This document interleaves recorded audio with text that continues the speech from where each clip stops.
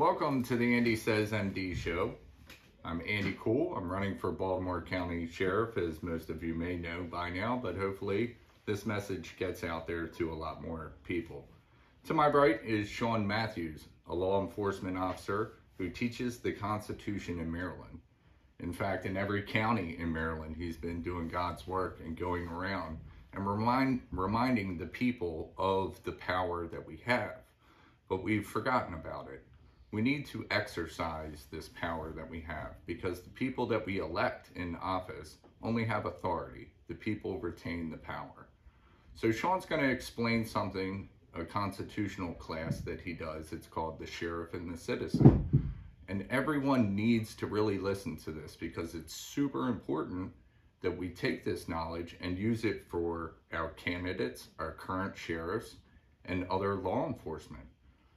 The sheriff is the chief law enforcement officer, and Shawn will explain that more in depth as we go.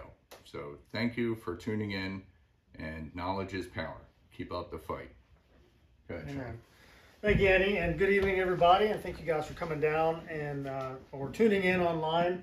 So we have this presentation we're going to talk about called The Sheriff and the Citizen, okay? I cannot take credit for this presentation. I built this PowerPoint off of a book written by a guy by the name of Sheriff Richard Mack, who was a sheriff in Arizona, and I'll talk about him a little bit, but this comes straight from his book. It's the sheriff who's America's last hope. And we're going to talk about sheriffs and what their traditional constitutional roles were, and how they can, pretty much get us back in the right direction as far as putting barriers against tyranny. So I'm going to start off with this beginning slide here. First of all, I'm Shawn Matthews once again. I have a little group called Restore the Constitution. It's on Facebook for the time being. And we work, I'm an affiliate with another organization here in Maryland called Institute on the Constitution, which teaches the U.S. Constitution course, the Maryland Constitution course, and all this other great stuff. So this is where I get my knowledge from. But I want you to pay attention here. This quote here from this gentleman, his name is Brad Rogers. He was a sheriff in Elkhart, Indiana. Now he's a county commissioner, I believe, up there. But he said this. He said, a sheriff can and should interpose for his citizens against an overreach of federal, state, or local government. Interpose. That means to stand between the government and the citizens of the county that sheriff works in. So that's an important concept, and we're going to talk about that this evening. So, I was a military guy, just my background real quick, did that for 9 years in the Army, and then I came into law enforcement. I've done this job for 11 years. So, and just a disclaimer, this doesn't necessarily represent the views of my agency or any agencies I've ever worked for. So, but this is the view of the constitutional side of things. This is the thing that we don't ever learn when we go to academies for law enforcement around the state of Maryland and around the United States. We don't teach the entire Constitution for the United States Constitution and the state Constitution. So, these have very important things, i.e. our God-given rights that are inalienable from us. So, but this one, we're going to focus on the sheriff and what we can do to kind of get us back in the right direction. So, and this is an important concept, and this comes from IOTC, Institute on the Constitution. It says, there is a God, it's the God of the Bible. Our rights come from him. That's why we call them God-given rights. All right, and this phrase here comes from the Declaration of Independence. It says the purpose of civil government is to secure our God-given rights. The purpose of civil government is to secure our God-given rights. What a concept. Think about what that is going on today. Does our form of government, is our civil government securing our rights, or are they devising ways to take away our rights and legislate away our rights? So just an amazing concept there, and that's right in the Declaration of Independence. So here's another gentleman here, one of our founding fathers, John Adams, the second president of the United States. Big federalist guy, meaning he was a big government guy. But he said this. He said, our Constitution was made only for a moral and religious people. It is wholly inadequate to the government of any other. So for moral and religious people, that means that we're a people that we believe in the fixed moral laws of the Bible. We believe in the fixed moral laws that God has given us. And when we move away from that morality, we descend into chaos. One person's morals is not another person's morals. And then everybody's standards are different. The laws of morality are just as fixed as the laws of gravity and the laws of physics and the laws of mathematics. So, and it's inadequate. When we lose these two components here, our society, our form of government begins to fail, and it's been doing so for the last 100 some odd years. We've been kind of in a descent. Okay, this one here is a great quote I found reading a little Bible that I got from the senior instructor from Institute of the Constitution, Pastor David Whitney, and it just kind of jumped out to me when I was reading this little section. It was the preface of this little Constitution book. It was awesome. It says, "In the end, however, no Constitution can be self-enforcing, i.e. the words on the paper aren't going to leap off and protect you when somebody aggrieves you, when your elected officials jump off and make legislation to kill babies. Nobody's going to do anything. The Constitution doesn't insert itself. It's the people that must stand up and take action. So government officials must respect their oaths, and we're going to talk about oaths and why they're important, to uphold the Constitution, and we the people must be vigilant in seeing that they do." The key phrase, we the people must be vigilant in seeing that they uphold their oaths. So the founders drafted an extraordinarily thoughtful plan of government, but it's up to us, to each generation, to preserve and protect it for ourselves and for future generations. For the Constitution will live only if it is alive in the hearts and minds of the American people. And that perhaps is the most enduring lesson of our experiment in order to liberty. And that comes from as the Declaration of Independence and the Constitution of the United States of America. That was the preface on page 7, published by the Cato Institute, written in 2019. So, but the important concept here, I have so many people that come to me and they tell me the Constitution's dead. Well, yeah, it's dead if it's dead in your heart and your mind. If you don't believe in these concepts and you don't stand up and exercise them, you don't even know them, which probably 90% of our society, our citizens in this country and our state, don't even care to look at those constitutions and understand them and understand the original intent. These constitutions are dead. So you have to make them alive by your actions. You got to know the rules of the game. So think of a constitution as a contract, and it lays out the rules of the game between the people you elect into government and the citizens. It's a contract. So two parties must be vigilant in enforcing the terms of the contract. So this here just shows the importance of a sheriff. So this was an article I pulled out of Salt Lake Tribune. I think it was June of 2021. Utah sheriffs say they'll protect Second Amendment rights. Shouldn't have to say anything about Second Amendment rights. People should be able to carry a firearm as long as they're law-abiding citizens and other good things like that. And 2 Nevada counties go constitutional, and that means constitutional carry. So that just shows you, there are states around this entire country that are doing great things and standing up for people's rights. It may not be this state in Maryland, but other states are. Florida's doing a great job with their governor. He stands up a lot. He makes a lot of waves. So this next here, how does America work? Or how many think America works today?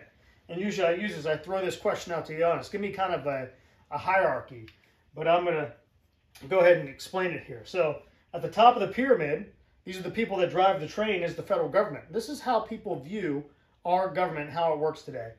This is Uncle Joe Biden up here with his minions. State government, Uncle Larry Hogan up here.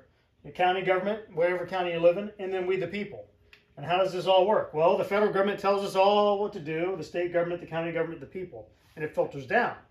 If you were to ask somebody to kind of draw this up and tell you a hierarchy of how this system works, this is what you'll probably get. This is what they understand. And I think I could easily say, I think it's probably what's in operation today, because people believe it's in operation today, and they work like it's an operation like this today. So, therefore, it's in operation today. So, at the top of the pyramid, I want you to notice it says numerous unlimited rights and powers. The federal government can do whatever it wants. Print money, throw us all into concentration COVID camps and all that great stuff. And at the bottom, as you go down, the power kind of limits and limits and limits. We get to the bottom of the pyramid, we have very limited and specific rights and powers. So, this is kind of the concept of a lot of people in our country today and in our state today. Your family, your friends, your co-workers, this is how they think works. Why do you think when Joe Biden said, we're going to do a vaccine mandate, why do you think so many businesses jumped right on board and started telling their employees, you got to get vaccinated? And then all of a sudden, if you're not vaccinated, you're going to get fired. And they went through that whole rigmarole and people were getting fired. That's what happened. these CEOs of companies are no smarter than the rest of us. They're not, you know, magically smarter than us. They just don't know this stuff, and they could have protected their employees from this garbage. So here is how the Republic was designed. Take that pyramid and flip it on its head. This is how it was designed to work by our founding fathers. And I want you to kind of know too, this is unnatural. It takes work to keep this pyramid upright. It takes work to keep this to work. You got to keep holding, supporting the sides. I should actually draw little people there holding that thing up, because that's what it takes to keep a republic. So, and if you didn't know, that's what we have, a republic, not a democracy or anything else. So I just take it and flip the script. We flip the pyramid here. We the people are at the top. God's above us. You got we the people here. We are the ones that have all the power. We are the kings. No longer, you know, our founding fathers fought against the king, but now it made us the king. And then we send representatives to the various levels of governments, the local government, the state government, and the federal government, to, you know, make decisions and make laws that are in our best interests, but with our consent. So this is how it's supposed to work. We control everybody at every level, and then we control the whole level. So, and that's kind of the concept you got to walk away with. And I got this from talking to my own brother. We were in a conversation one night, and this is where I kind of got this concept from, because this way, the first way, he explained this. And I said, you were 100% wrong. Good job. So, you know, and that just kind of dawned on me, and like, that's probably 90% of the people in this country, that's how they think it works.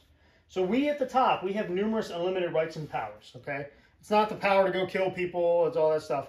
It's in accordance with God's law. You can't go murder, but you have freedom, you have liberty. You know, you have the right to life, liberty, and property, and the pursuit of happiness. And down here, this little guy and this little part of the triangle, that's the federal government. They have 18 enumerated powers, basically 17. And the 18th one is to make laws to enforce the previous 17 things. Post office and post roads. Taxation of goods, imports and exports, and all that good stuff. So, you know, just to kind of show you the picture. And then here's our comparison. So I think we get the picture, right? So how many think America works today? And probably how it is working today, because so many people are misinformed, malinformed, miseducated, maleducated. But how this thing was designed to work. All right. So if you believe it works this way, we're all going to kind of fall in that mold and treat it like it works that way. So this is where we are. And this is partially where we've gone wrong. So I'm going to play a couple videos here. So let me step to the side and pull up the first one. So to frame this up, this was Elkton, Maryland. Elkton, Maryland in September, I believe. Just this past September 2022. Mask mandates are coming off in schools. This is like towards the end of it, but this girl was basically at this school board of ed meeting, and she had a doctor's note, and she wanted to be a part of the meeting and just sit in and listen, and they wouldn't let her in. She had a doctor's note, so she didn't have to wear a mask, and ultimately she gets arrested and thrown out of here. So I want you to watch this. This is I think Cecil County. Yeah. You can escalate yourself. Stand up, you're under arrest. No, you're going to have to listen. All right, so this officer is arresting this young lady for not wearing a mask and not leaving a public meeting.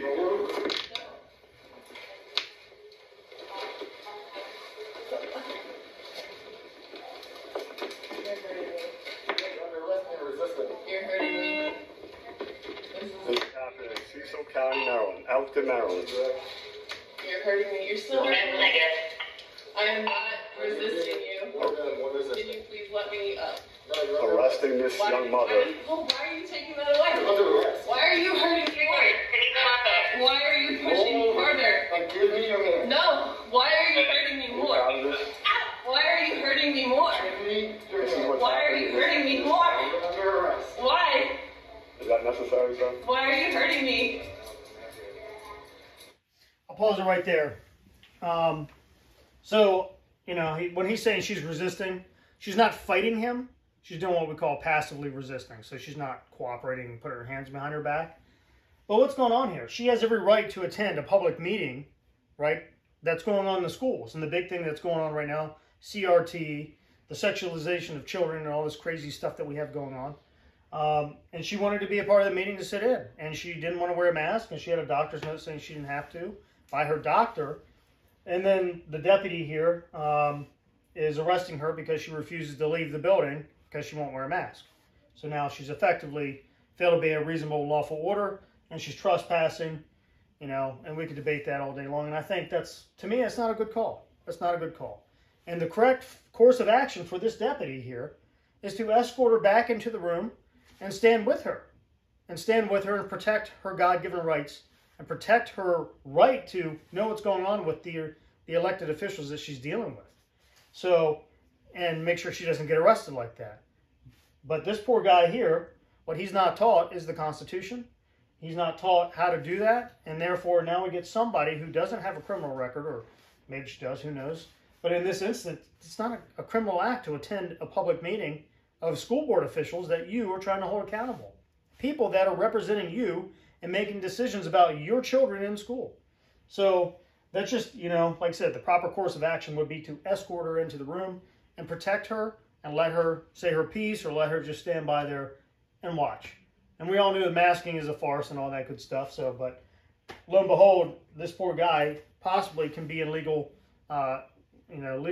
penalties here. He's liable for a false arrest. He's liable for, you know, use of force. The way things are going for police officers, you know, this woman can lodge a good lawsuit there if she knows her stuff.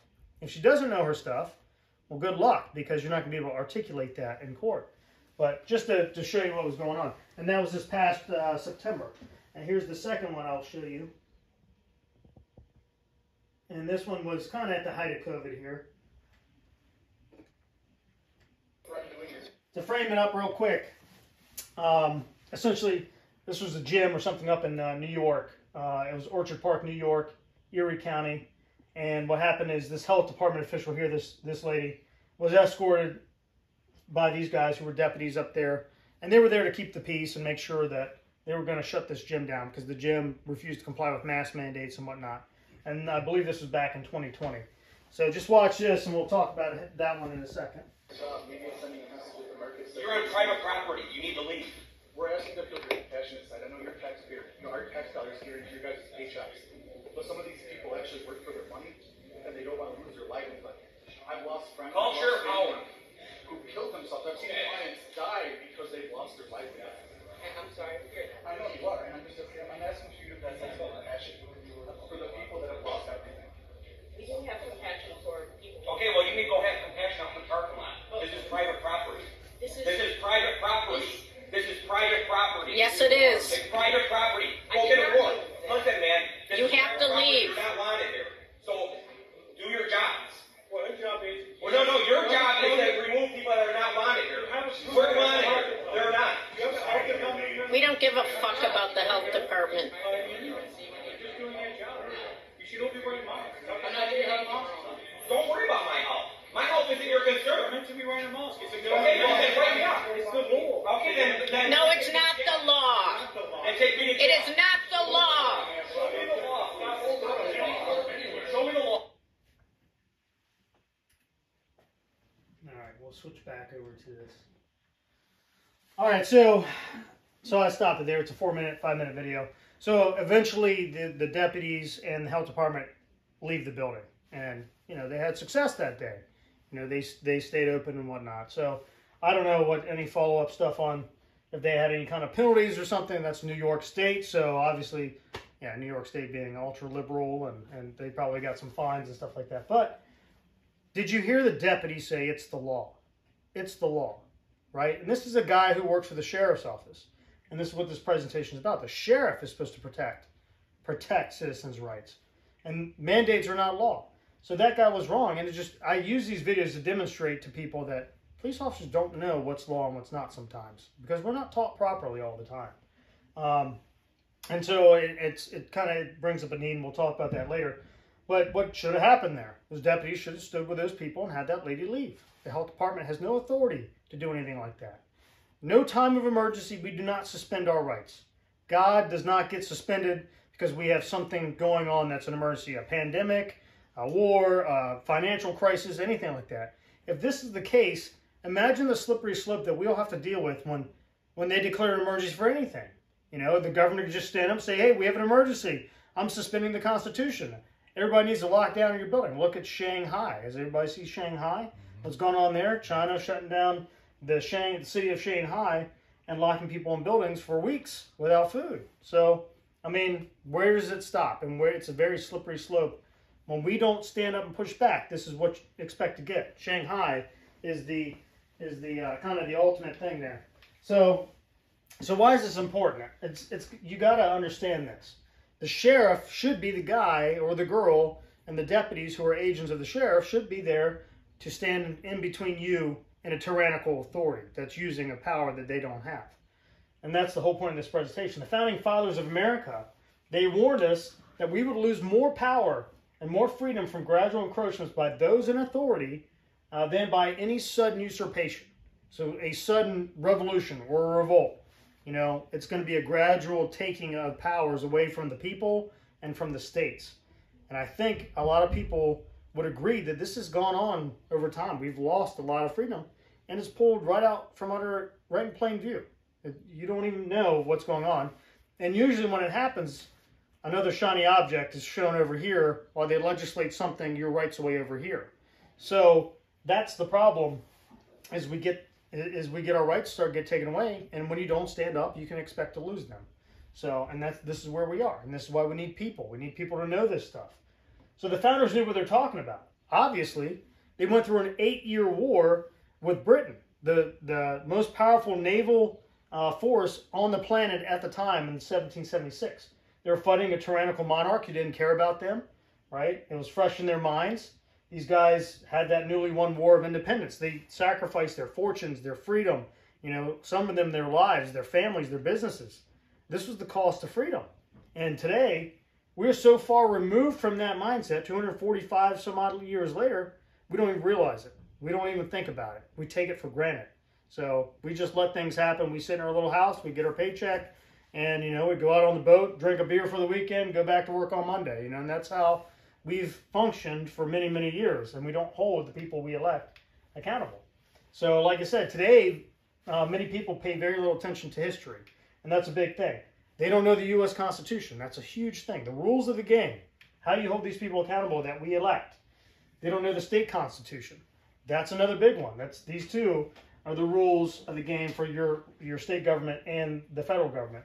They don't know the Bill of Rights. These are the rights that are supposed to be inalienable, and they not be taken away from us. And yet we have government officials like Uncle Joe Biden up there as the president trying to take away guns and abortion, taking away life. So they don't know how a Republican form of government works and was intended to work. Today I listen to the news, and I'm conservative, so I listen to Fox. I can't stomach anything else. But they call it a democracy all the time. They say the word democracy.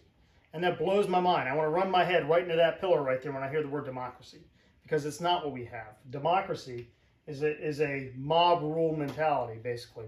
If 51% of the population voted to take guns away from the gun owners of America, and 49% say no, guess what? The gun owners of America lose, and that's a democracy. That's a true democracy. So that's not what we have. We have a Republican form of government, so which has some very specific requirements. Representation or representative form of government. We have separate branches of government. These are the key things that kind of make up a republic versus democracy. So, and delegated authority to those representatives. So we've lost our way as a republic just because of these things, of what's going on.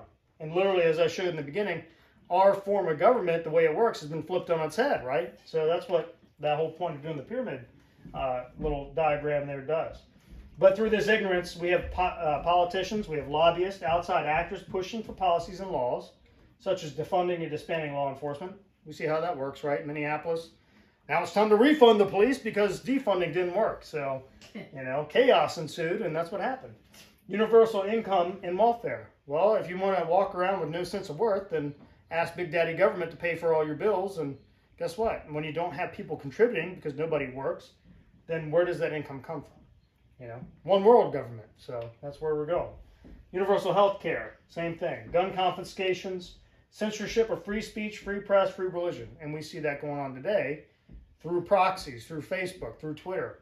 You know, they are the arm that kind of censors free speech for the government. Redistribution of wealth. You know, your hard-earned money that you went out and earned yourself is getting transferred to people that don't work at all.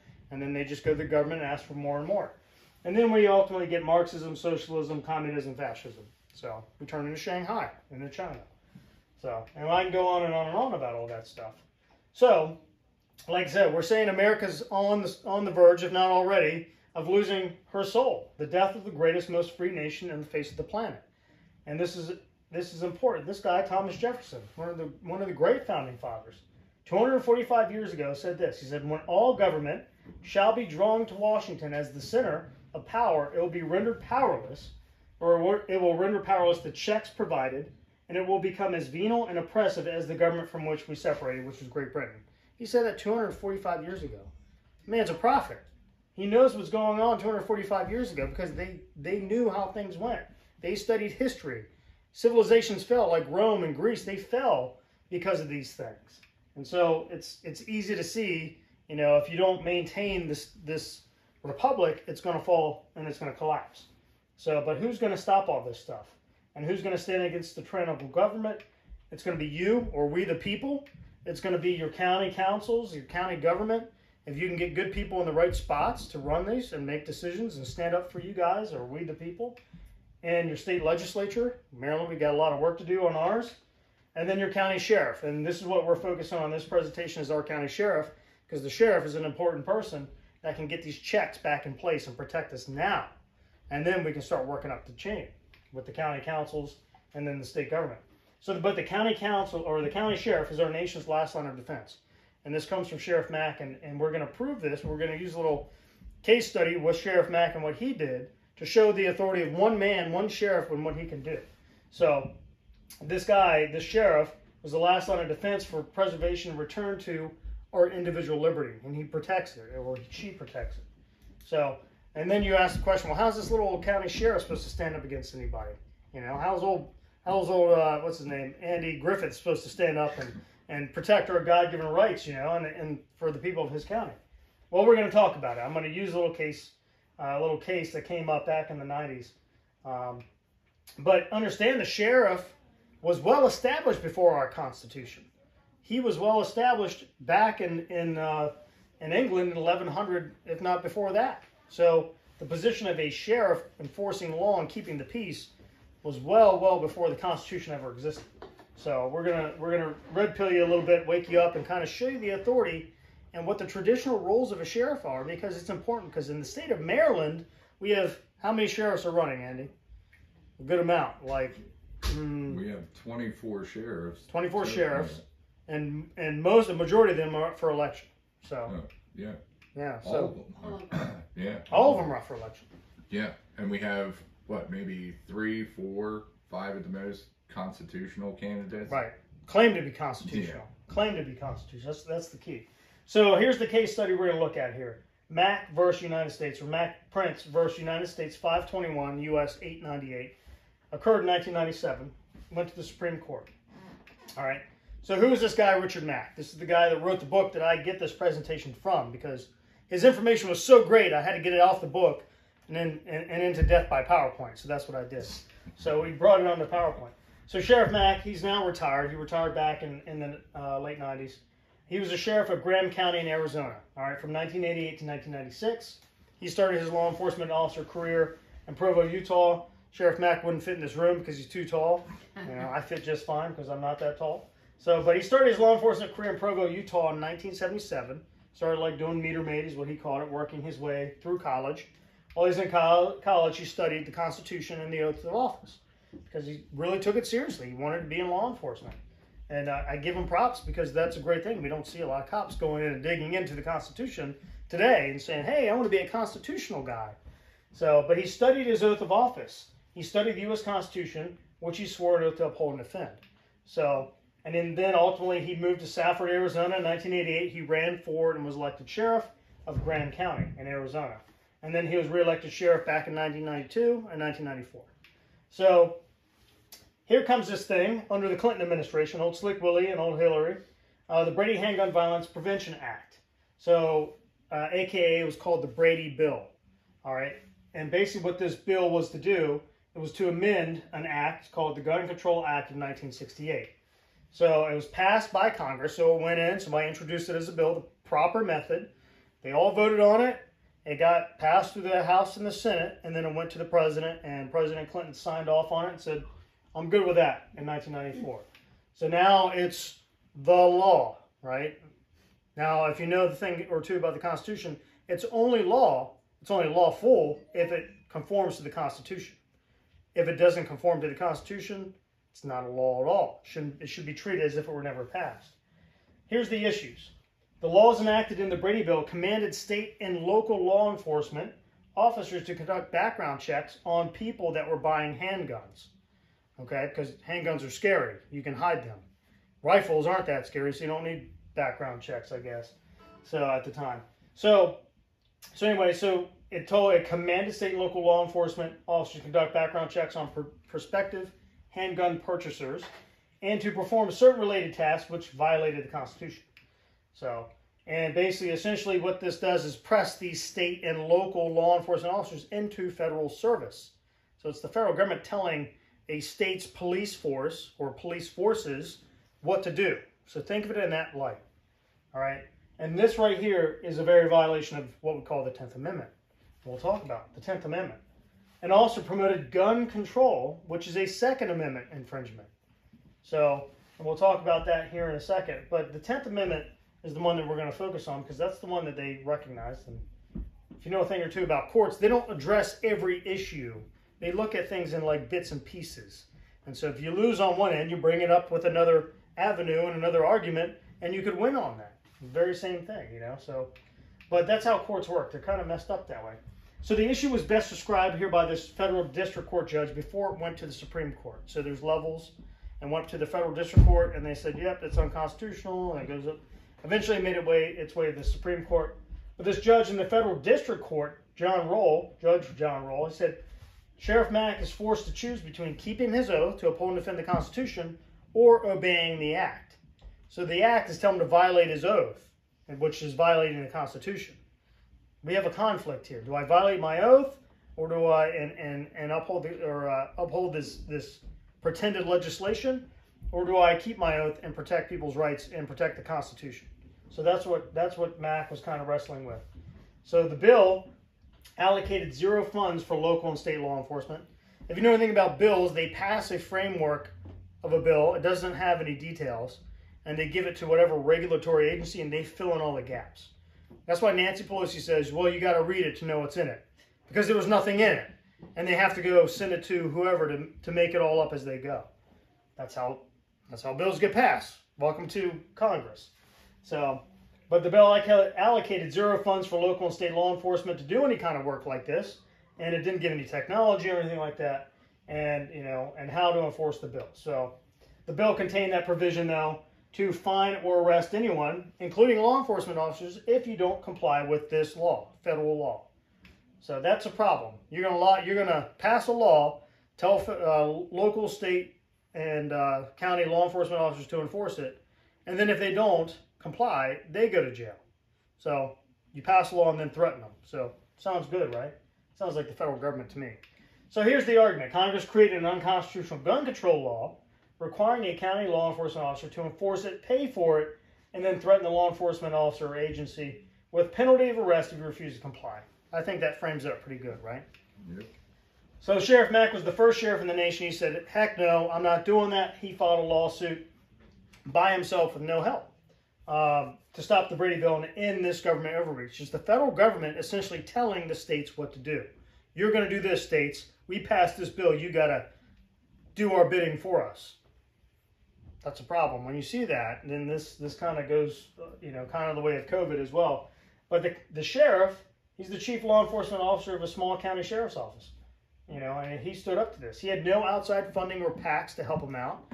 He had a couple people sign on to help him and guide him and do his things to bring this lawsuit forward. And then it was one county sheriff versus the United States and the Clinton administration. So, and he gets to live and talk about it. So he didn't get suicided by Hillary Clinton and her minions. So he didn't get sniped walking out of the courtroom or anything like that. That was a good thing. But as the case proceeded, Sheriff Mack had 6 other sheriffs from around the country sign on the lawsuit. And here they are. Sheriff Coog out of Texas. Sheriff Frank of Vermont. Sheriff Romero of Louisiana. Sheriff McGee of Mississippi. Sheriff Prince of Montana. And Sheriff Andrews of Wyoming. This number is startling to me. only 7 out of 3,100 sheriffs around the entire country signed on to stand up for their constituents, to stand up for their people. And ultimately they won, and they defended the people of the entire country, not just the people in the county. So only 7 out of 3,100. That is a pretty devastating number there. So it just shows you, you know, you see the people that are active today, there's only a few.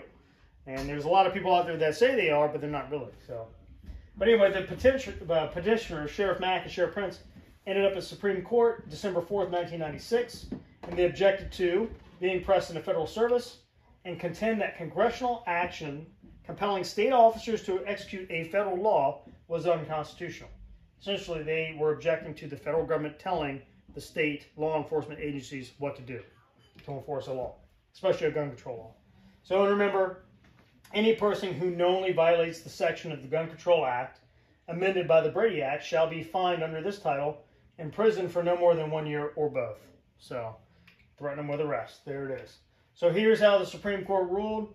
The federal government cannot or could not commandeer state or county officers for federal bidding. It's monumental. The Supreme Court said, hey, federal government, you can't do that. You don't have the authority. And show me, if you know the 18 enumerated powers, where does it say that they have any authority to make laws pertaining to guns? Well, we have an amendment that says you shall not be infringed for guns. You can't make a law, and it's not in your 18 powers. So that's what we have going on. It's monumental. It was monumental. And I can guarantee, but not many people heard about this. Nobody heard about it. I was in high school then, so I probably didn't really care then. So, the ruling stated that the states were not subject to federal direction. So, and that's an important issue. This is a 10th Amendment issue, and this is what the 10th Amendment says.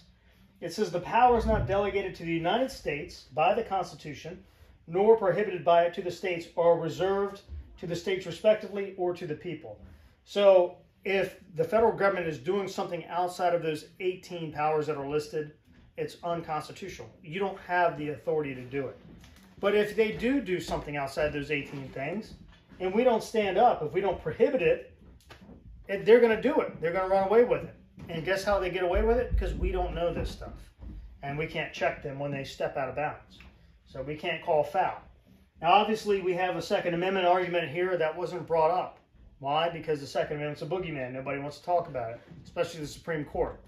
So they're dealing with it right now, though, on a couple cases. So and this just shows you right here, the result, the federal government can't compel states to do or enact or enforce a federal law, which is a very important thing, i.e. Joe Biden making a vaccine mandate. Is that not a federal? Well, first of all, Joe Biden got struck down, and I'll talk about that here in a second because it relates to this. But state law enforcement officers did not have to conduct background checks. And who gets stuck doing background checks today? It's the FBI. So the federal government lost in court, and now they made their own law enforcement arm, the FBI, have to do the background checks. So FBI now handles background checks for gun purchases. So, and don't you wish the state of Maryland does this? We also have the police, the state police does background checks as well and stuff for the state of Maryland, and other states are kind of structured in the same way. But this is why Joe Biden lost in his case with the vaccine mandates. He basically, number one, won the 10th Amendment. He violated a very specific thing, or a very simple concept called separation of powers. So the federal government can't make a law, or the executive, i.e. the president, can't make law. And that's what Joe Biden essentially was doing, making a law. You have separation of powers. They have distinct and few powers. So the legislature makes laws. The executive makes sure the laws are carried out and enforced faithfully, as long as they are constitutional. And the judicial branch makes sure that laws coming out of the Congress are constitutional, aren't violating people's rights, and to work through any issues. So, very separate powers. And Joe Biden making a law mandating vaccines, he violated that. He cannot make a law. That's the legislature's job. That's why he lost. So, and it just shows that the federal government doesn't even know this stuff. The people that we put in power, Joe Biden's been in power for 60, I don't know how many years he's been in power, 40 years, right? Been in government 40 years. Nancy Pelosi, Chuck Schumer, our guys in our state, Hoyer, and who's the other donkey? What's his name? Cardin, yeah. These guys have been in office for years, and they don't know these basic concepts. They are ready to violate the law. And if they do know that these concepts and these principles, they don't mind violating them because we don't know them, so they get away with it.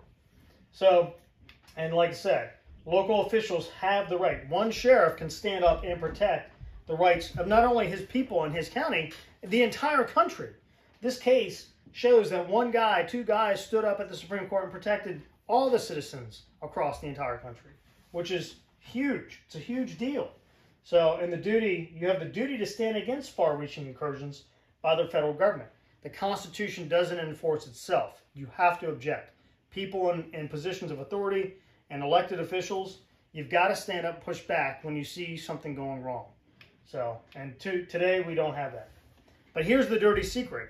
Why do states comply? Why do states go along? We do have states complying with federal laws and enforcing federal laws, letting OSHA come to businesses, letting COVID mandates go to schools and money and all that. Well, federal grants is the dirty secret. It's bribery. And it all goes back to, if you take the Constitution course, you'll learn how the 16th Amendment, which is the income tax, how that violates the Constitution. It violates the Constitution directly under Article 1, Section 9. The federal government doesn't have any power to do direct taxes on citizens, but on people. A capitation tax is what it's called. But they passed the 16th Amendment, which kind of has been perverted into now all of us have to pay taxes to the federal government. Instead of, we used to pay taxes to a state government, and then the state government will get the federal tax bill, go line by line and say, oh, we didn't want transgender studies in Pakistan. We're taking that one off the list. We're not paying for that. So that was a good check and a balance, but they've taken that, they did an end around with the 16th Amendment, and now we pay our federal taxes, or we pay tax to the federal government, and now that money some of that money gets put aside as bribes, and they use this to pay for programs and to get states to comply. So it's a big thing that we really don't see behind the scenes. And how many politicians do you know that are too eager to go running to the federal government and get this money at the state level, and they come back to their constituents and say, look at all this money I got for schools, or look at all this money I got for the police departments. All of them. All of them. And that's the way they measure their success. But that money comes with strings attached. And when those strings are attached, i.e. like COVID money, let's take the schools, for example, when they gave us so many billions of dollars for the schools in Maryland from the federal government. Well, they had to comply with CDC guidance on COVID, masking children for 8 hours a day, put them in little cubby holes, make sure they don't have any contact, eat lunch outside in the cold, all that great stuff. So, and if you didn't do that, you didn't get the money, or if you didn't do that after you received the money, you got to pay it back. And then the state turns around and offers it to the counties with the same conditions. So, and there we go. Everybody's happy to comply. And same thing with your county guys. They're happy to run to the state and give us the money. They come back to their constituents at the county level. And they say, look at all this money we got for schools. We need money for schools. So, but to get state and local cooperation, federal government takes our money in various taxation ways, sets some aside, and then bribes the states for voluntary compliance. Right? So the states are all too happy to volunteer themselves to enforce federal law. And another great thing you saw with COVID in Florida, as a matter of fact, when Joe Biden was doing these vaccine mandates, Ron DeSantis stood up and he said, OSHA's not allowed in the state of Florida. He said, nope, you guys are federal guys. You're not allowed in here. You come down here and try to enforce OSHA regulations, you're going to get locked up. So don't even bother coming down here. So that was Ron DeSantis standing up for his state, which was proper. So, but you see, it's a dirty and corrupt business that we don't often really understand or really look into. So here's another thing. Justice Antonin Scalia of the Supreme Court, he wrote the opinion for the majority. He said the federal government may not compel the states to enact or enforce a federal regulatory program. There you go. When this came to COVID, why didn't they blow the dust off of this file here and present it? Hey guys, remember that one in 97? Yeah, we can't do that. You can't just make law and then try to push it on the states. It doesn't work that way. Just understand this. The key point I'm making here is the federal government has two main responsibilities, essentially. Protect this country from outside threats, right? And then to make sure the states play nice during interstate commerce. That is their main job. And to, make sure post offices deliver mail and all that good stuff. So they don't have all this authority that we now let them have because we've been ignorant. So they can't compel these local counties and states to comply with federal regulations. But they get away with it because of that bribery scheme that we have going on, these grants. So, but far too often, this is how business is done here. So, the victory did start a movement and has since died off, as a matter of fact. Nothing happened really after that. And now, fast forward to today, to Corona and all the stuff that we've had go on, CRT and all this other garbage going on. So, people are waking up, and they need to wake up. So, but this guy stood up for people, stood up to the federal government, and he's protecting his citizens from all enemies, foreign and, what's that word? Domestic. We have enemies in this country, and it's our own politicians. So, that's a big thing. So, but this is proof that one man, one sheriff, could do a lot, and he stood up for people across the entire country. So, how do we fix this problem we have with America here? So, if we're to get America back intended to operate like it was, we got to get sheriffs in place that are going to do this. They put themselves on the line. Not only are you putting yourselves on the line fighting crime and keeping peace in the county, getting, bad guys and girls off the streets and trying to get them fixed, but we also have our own elected officials attacking us, at the state, at the local, county levels, and at the federal level. So we got to rely on sheriffs. We got to understand what the constitutional role of a sheriff is and get them back. And we'll talk about Maryland specifically and the counties that we have, how they run. But the citizens, the sheriffs, the local county councils, and state legislatures must stand together and never tolerate federal government. So we ought to look at our local level to fix this problem, not the federal government. If you can get the local level and all the states can kind of get on the same page and get constitutional people in the right spot, it's a big task. You can depower the federal government. It's a strategy. So, and it's a hard one to fight. So, but we can protect from intervention, control, meddling from the federal government, mandates, criminal tyrannical behavior. Now, how many federal elected officials have been involved in all these kind of crimes and nobody's accountable? All of them, yeah. Amen, all of them. So, and bribery. Who was just locked up today? Anybody see that? Lieutenant Governor. The Lieutenant Governor of New York was just locked up today. What? Yeah, for bribery schemes. I thought I saw that. He resigned. Thank you. Today? He resigned. Yep, he I stepped thought I down. saw that. Oh. So, But but we think this, and this is what happened in the last 2 years. We think if the federal government passes a law, we must enforce it and we must abide by it as a people. 100% wrong. 100% wrong. You got to question everything that gets passed, everything. But you got to look at the Constitution and balance it. Hey, is this an authority they have? If not, hey, that law is garbage. It's nothing. Same thing with the states. This is false. So you must conform with these laws must conform with the Constitution's Bill of Rights and State Declaration of Rights and State Constitution. So if a government official creates a mandate, edict, proclamation, we must enforce it and abide by it. False. Mandates, edicts, proclamations, etc. are not law, right? The Constitution does not get suspended in a time of emergency. Your God-given rights do not, get nixed because we have a pandemic. You retain those. So we must question it. We got to check it against our own knowledge, and we got to balance these things against our constitutions. And then when they do infringe on these things, we got to stand up and push back. And if you don't, they're going to get away with it, which they've been doing for years and years and years. So let's go over this real quick. How was America made? So when the United States was founded, the framers of our new government devised the Constitution and Bill of Rights specifically to limit government. They knew government can become tyrannical. So they said, hey, here's the government job. Here's what their authority is. So to limit government. They did exhaustive monumental efforts, research into developing this system of government, this form of government that would guarantee that those serving government would not violate the rights of citizens. So they put numerous checks and balances in place. So James Madison was the father of the Constitution. He was the expert the other founding fathers went to a lot when they had issues or conflicts or misunderstandings. So Maryland's current state constitution reflects, reinforces, and strengthens the U.S. Constitution. Our current version was written in 1867. But understand, your state constitution is redundant with the U.S. Constitution. They go hand in hand. It's a redundancy. It's another check and a balance. So, in an outlet, it does the same thing that the federal U.S. Constitution does. It frames out the state constitution. Is there any inconsistencies with Maryland's versus the federal where they contradict each other? Or? Nope. They are structured. Maryland is very robust. Maryland is like, if you were to print it all out, it's like 300 pages long. So in Maryland's Declaration of Rights, consider that like the Bill of Rights of the U.S. Constitution. It's your God-given rights. We have 47 listed out. And basically, it kind of breaks down the Bill of Rights into components, and they just reinforce it. Everything that you see in the Bill of Rights is in the Maryland Declaration of Rights. So it carries over. So that's a great thing. It's redundancy. So,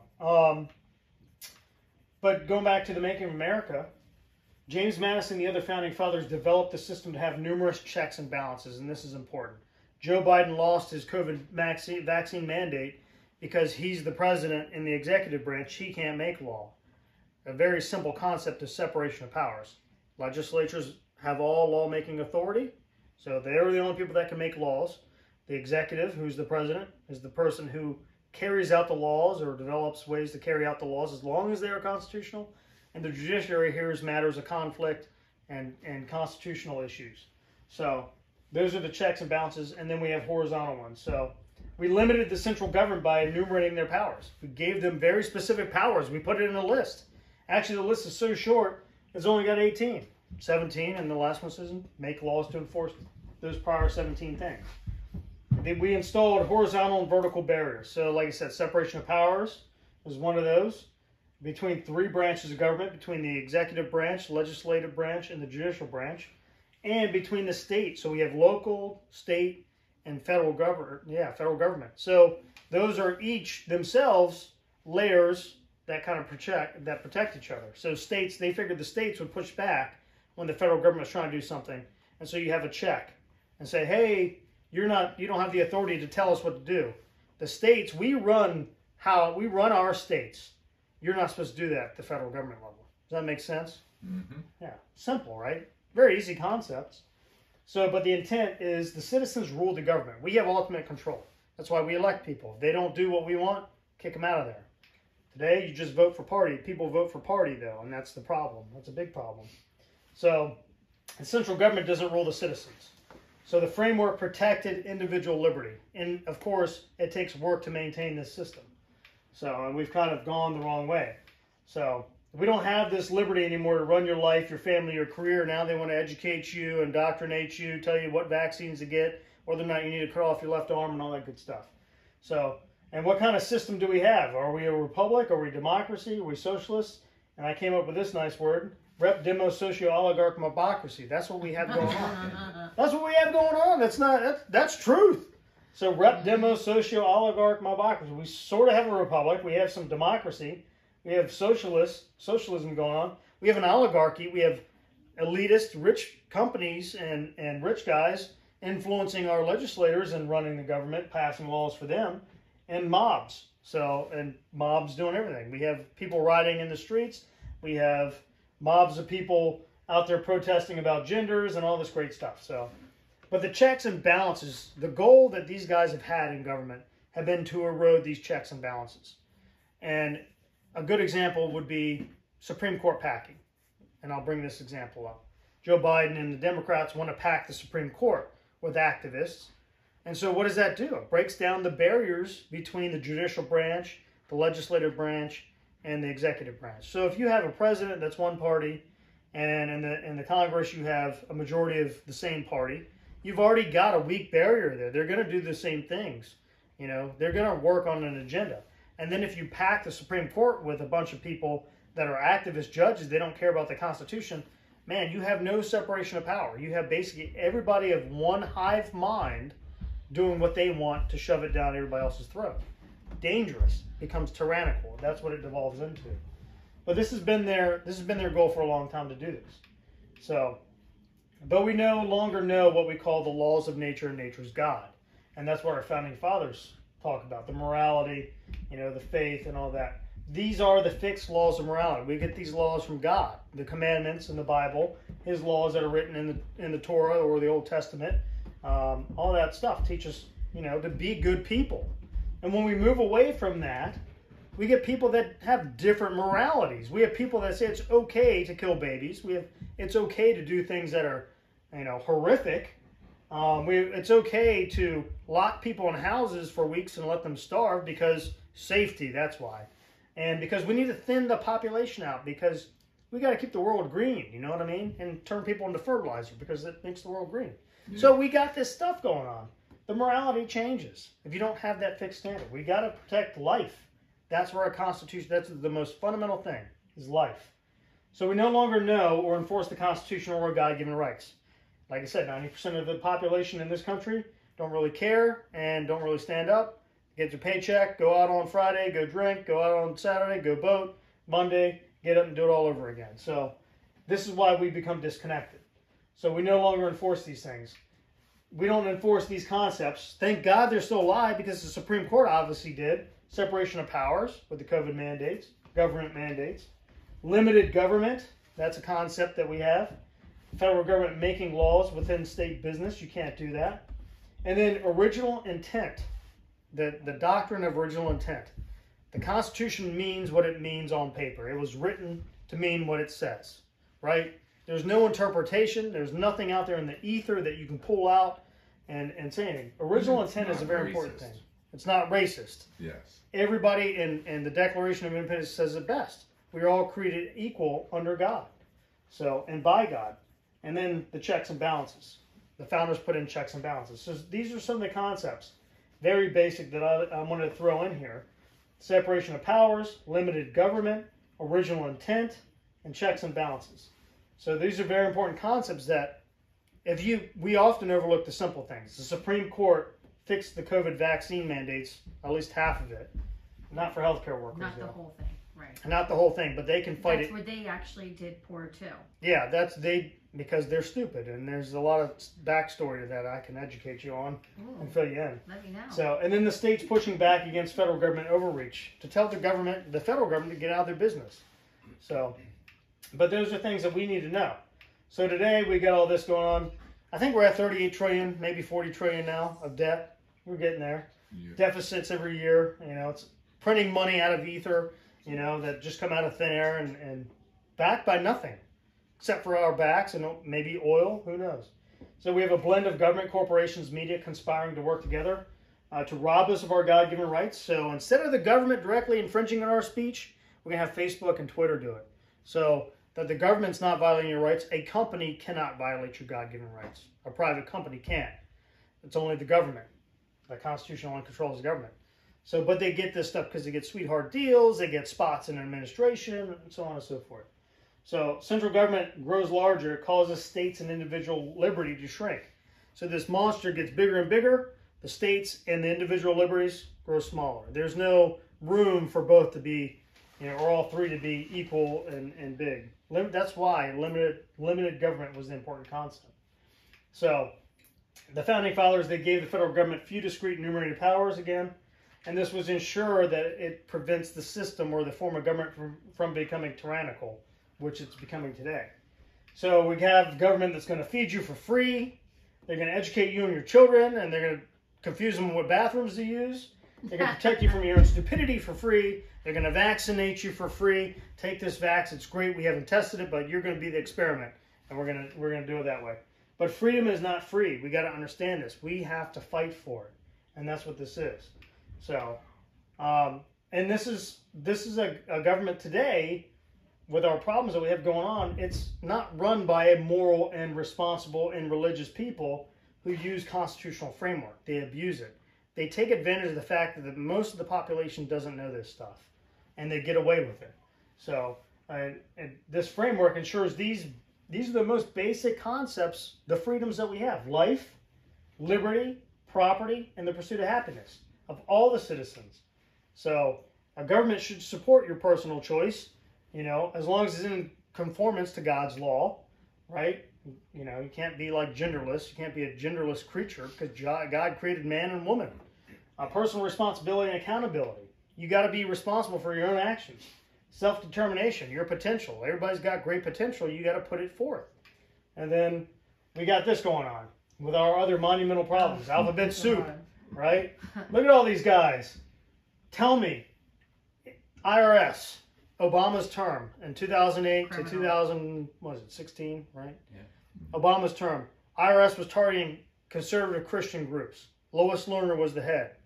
Lois Lerner was up on Capitol Hill testifying.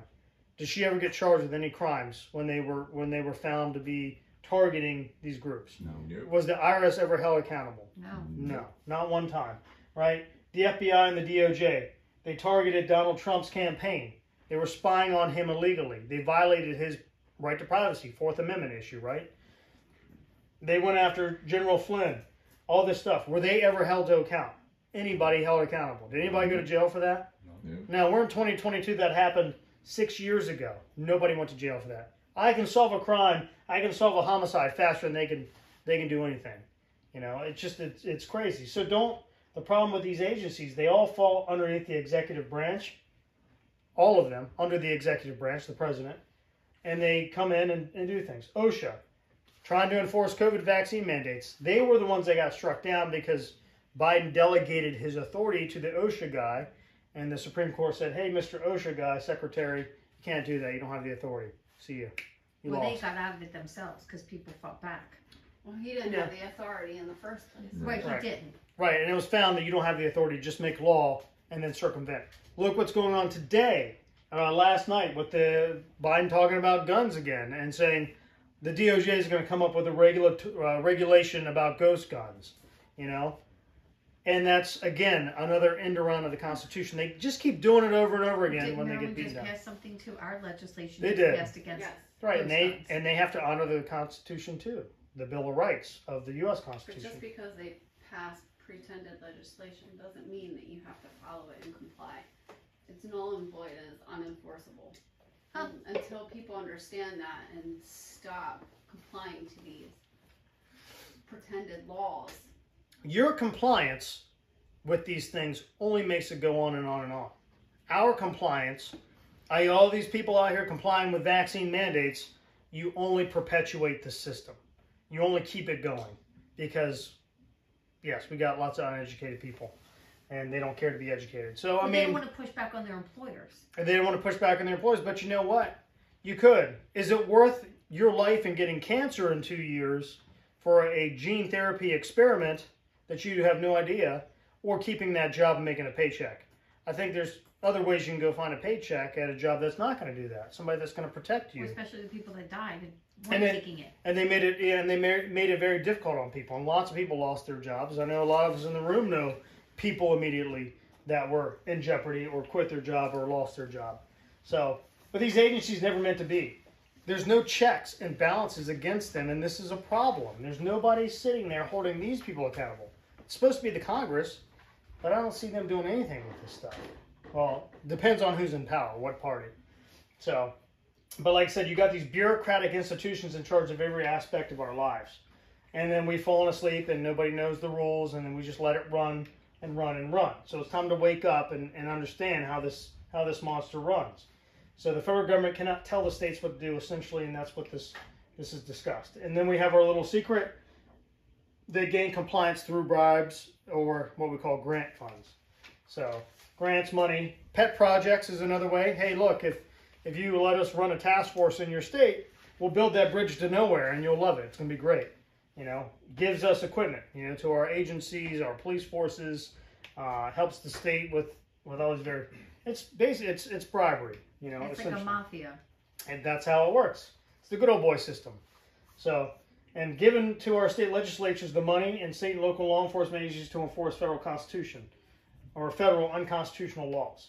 So that's the problem. So the bottom line is America is a constitutional republic, not a democracy. You have a representative form of government at the state and federal level, and the federal government was given limited, explicit, and enumerated powers. And it's all confined within the four corners of this little document. We call it Constitution, or the state constitution. So this is the key. So let's talk about what is an oath or affirmation. So our founding fathers believed in the oath when you swear an oath.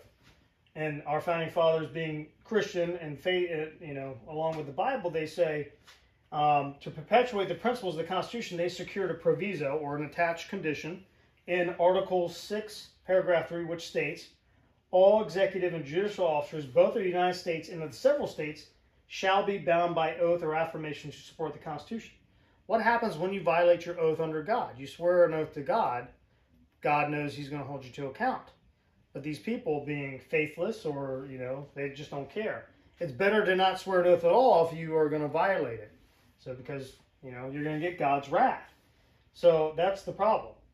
Oath or affirmation, any form of attestation by which a person signifies that he is bound in conscience to perform an act faithfully and truthfully, an affirmation of truth of a statement which renders one willfully asserting untrue statements punishable for perjury. Nobody gets punished for perjury when they violate their oath. Only in court we do that. So, but look, here's our state constitution right here. Maryland Constitution, Article 1, elective franchise. We, the people, are what's considered the elective franchise. It says, every person elected or appointed to any office of profit or trust under this Constitution or under the laws made pursuant thereto shall, before he enters upon the duties of such office, take and subscribe the following oath or affirmation.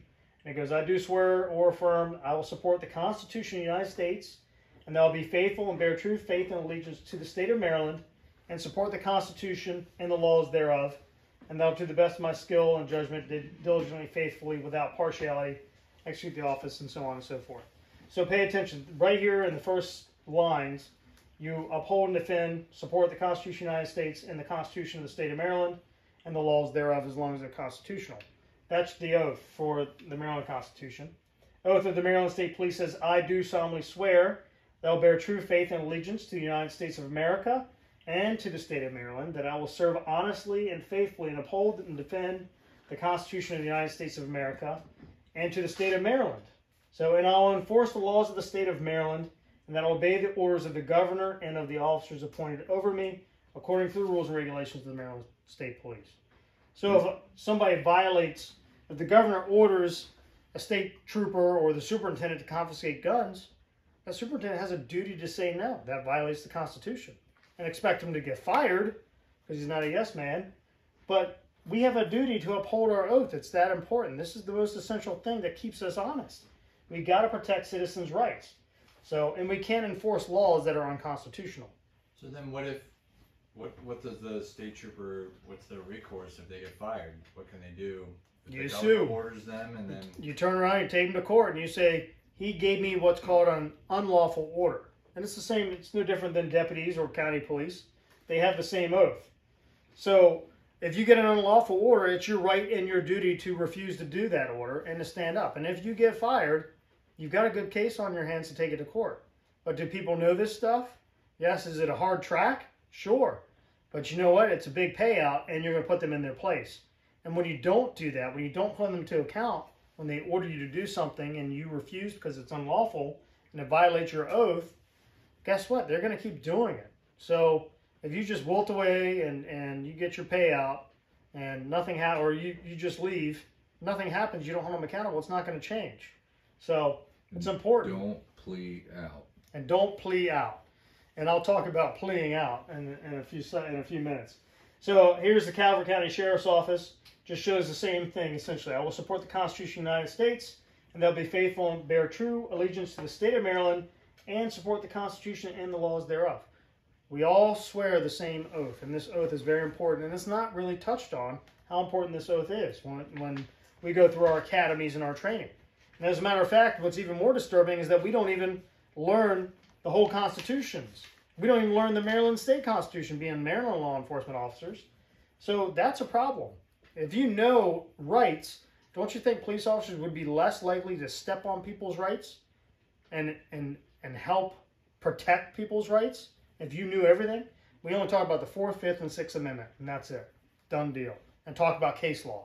So this stuff needs to be taught in our academies to all of our law enforcement partners here. And the violation of oath you mentioned is perjury? I mean... It's perjury, but nothing's there, and that's where this going after bonds comes in, because now you're bonded by an insurance company, and when somebody violates their oath, because, we don't want to wait till God punishes them with his wrath. That's after they die. We want to punish them now, and we want to go after the insurance bond that they have and get that money. And once they get violated, they can't hold office anymore. So, and that's an important thing that a lot of people are working, like my lady right there, and a lot of other people in Maryland and across the country are trying to find that avenue. So, because there's been a lot of oath breakers around.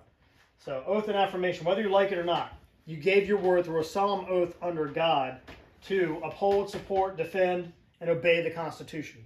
And whether that means you do an investigation properly and you know you did everything by the book and by the Constitution, you didn't violate people's rights, or if somebody got charged with a crime and it was unlawful, we have a duty to intervene and fix that. We have a duty to correct that injustice.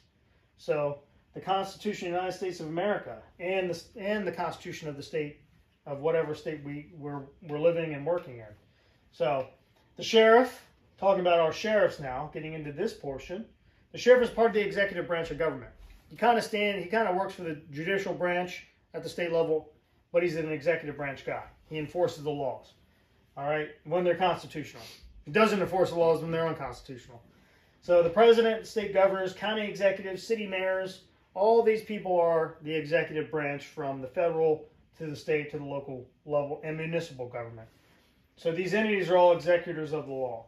So they have to make sure that we are doing the things, enforcing laws to keep people safe, but constitutional. Be careful, because they want to say we need to keep people safe, and they use that as they're getting their nose underneath the tent to violate your rights. But what is the supreme law of the land? It's the U.S. Constitution. We call it it's the most fundamental law. All law that is passed must conform to the U.S. Constitution and, I don't have it here, but the state constitution. If it's passed and it violates the Constitution in any form, it is no good. It should not be enforced.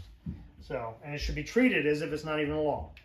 So, and the sheriff now has the supreme duty and responsibility to protect and defend the Constitution. And nothing justifies any police officer or peace officer in the United States to fail to keep their oath of office. So, and this is what Mack was wrestling with, that, hey, do I violate my oath or do I uphold this federal law that they're trying to shove down our throat? But keeping this oath is what keeps our republic unique. We have people that honor this Constitution because it's protecting things given to us by God. And that's how we should think about it. So by sheriffs doing their job with honesty and fidelity, loyalty to the Constitution, and keeping the sacred oath, it ensures America's survival. We protect citizens when some wrong injustice happens to them. So, and we protect the constitutional rights of the citizens. We protect their lives. So that's for everybody. So we talked about barriers. I'm just kind of going to roll through this, but James Madison thought it was important to have all these checks and balances because it kind of slowed down the tyranny that would happen. So, but we fast forwarded it. But he said we can safely rely on the disposition of the state legislatures to erect barriers against encroachments of the national authority. Well, we go to today in the state of Maryland. They all pass the same laws that you see getting passed at the federal level. So that barrier is kind of broken down in the state of Maryland right now. And that's due to the fact that we have a party, a Democratic Party legislature that's going on, and they've held those positions in the House and Senate for like 40 years. They've had a monopoly, and it breaks down the barriers between the federal government and the state government. So we've got to watch out for that. So, but this structural protections of liberty, it's based on the notion and principle that the different governments would keep each other in check. You have ambitious people at the state level, you have ambitious people at the federal level, they'll butt heads and they'll keep each other in balance. Well, we've gotten out of balance with it. So, but the thing here, Sheriff Mack pointed out, he said the power of the federal government would be, Justice Scalia wrote in his opinion. He said the power of the federal government would be augmented immeasurably if it were to impress into its service and at no cost to itself, the police officer of the 50 states. So if this law were to be enforced and all this stuff, you're basically taking all the local police agencies in the state and making them federal police officers. And what do we have going on then? The Gestapo. Yeah, oh yeah. We got the police state. So, but like I said, he made it clear that the federal government does not have the power and authority to do this. So that was his opinion. That case, like, can you cite that, like in that case of the Cecil County Elkton police officer tackling that woman? I mean, like you said, if she knew her stuff, she could do something about it. Is that something she can use? This is precedent. She doesn't even need to cite that case. she needs to cite the appropriate God-given rights, i.e. the 9th Amendment is the big one that says the right to bodily sovereignty. I have the right to not wear a mask. I have a right to not infringe my own speech, the First Amendment. And like I said, the Maryland Declaration of Rights has the same ones. I don't have the articles on the top of my head, but they have the right to bodily sovereignty. I don't need to put a mask on my face. I don't need government to tell me you don't have any authority to do that, to make me wear a mask. I have the right to be in a public meeting. As a matter of fact, it's law in Maryland that citizens have the right to attend public meetings. So right there, I mean, you don't need to cite anything here. You just go right to the law and to the Constitution and be like, bam, lawsuit.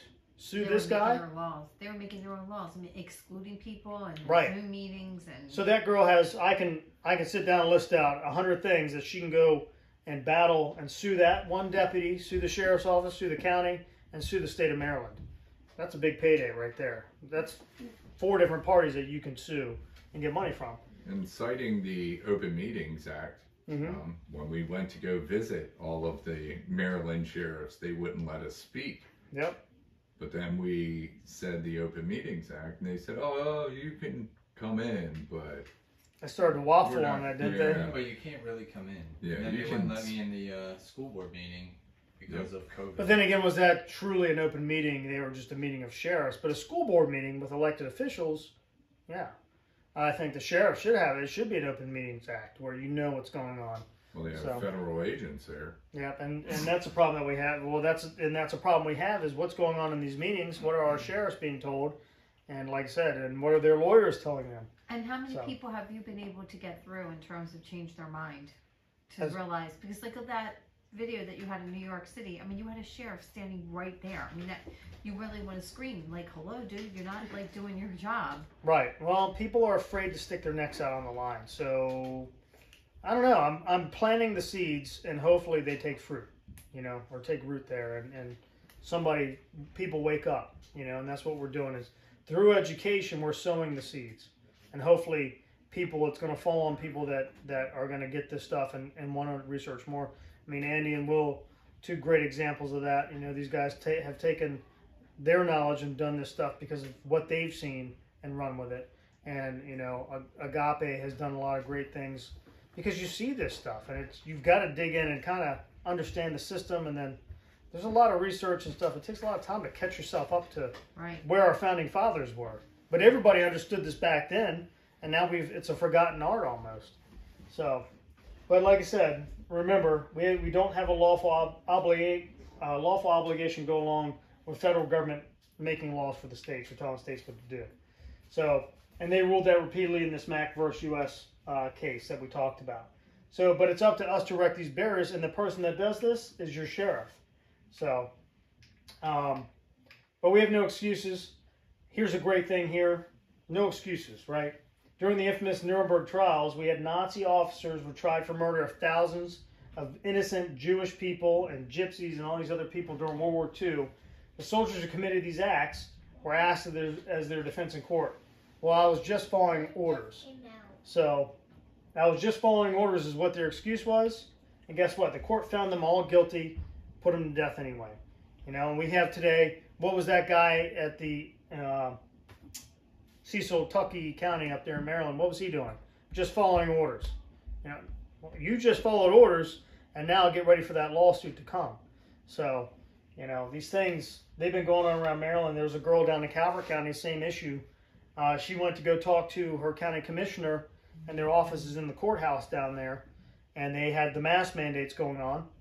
She went in, and he said, "You don't have a mask, you need to get out of my office." He called the sheriff's office, and they came and arrested her because she wouldn't leave the building because she wanted to talk to the commissioner. Because the rec league in the county was requiring all the children to wear masks outdoors when they played sports. So now she's a criminal. Now she was charged with trespassing, disorderly conduct. She's got a great lawsuit if she knows what she's doing. But like I said, if she knows what she's doing. And don't plea out. And don't plea out. So, and as cops, we say, I don't make the laws, I just enforce them. It's our duty as law enforcers, sheriffs, sheriff deputies, state police, county police, municipal police, to make sure that we look at our laws carefully and understand that they're not all constitutional. And we don't enforce it. Protect these people out here. Protect these rights.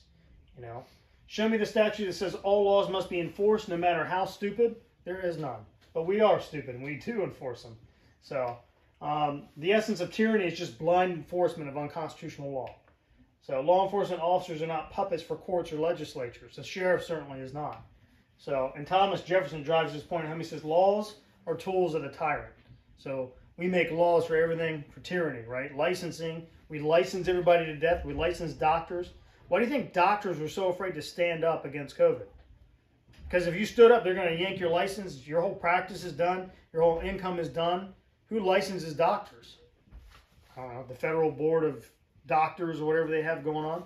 So we put them on strings, and then when they don't do what we want them to do, we take away their license. And they can't practice medicine, and so on and so forth. So, but we have law enforcement officers that violate their oath of office for a judge or legislature is still a violation. It's a crime. You can be charged. If I were to violate somebody's rights, any amendment in the Constitution or the Declaration of Rights, that is going to cost me, my job. I'm going to get, well, if it doesn't cost me my job, I'm going to get administratively punished by my agency. I can be sued civilly, and I can be thrown in jail for committing a crime at state or federal. Enforcing a law enforcing or making an arrest or violating somebody's civil rights, they call it, under color of law, that's a federal crime.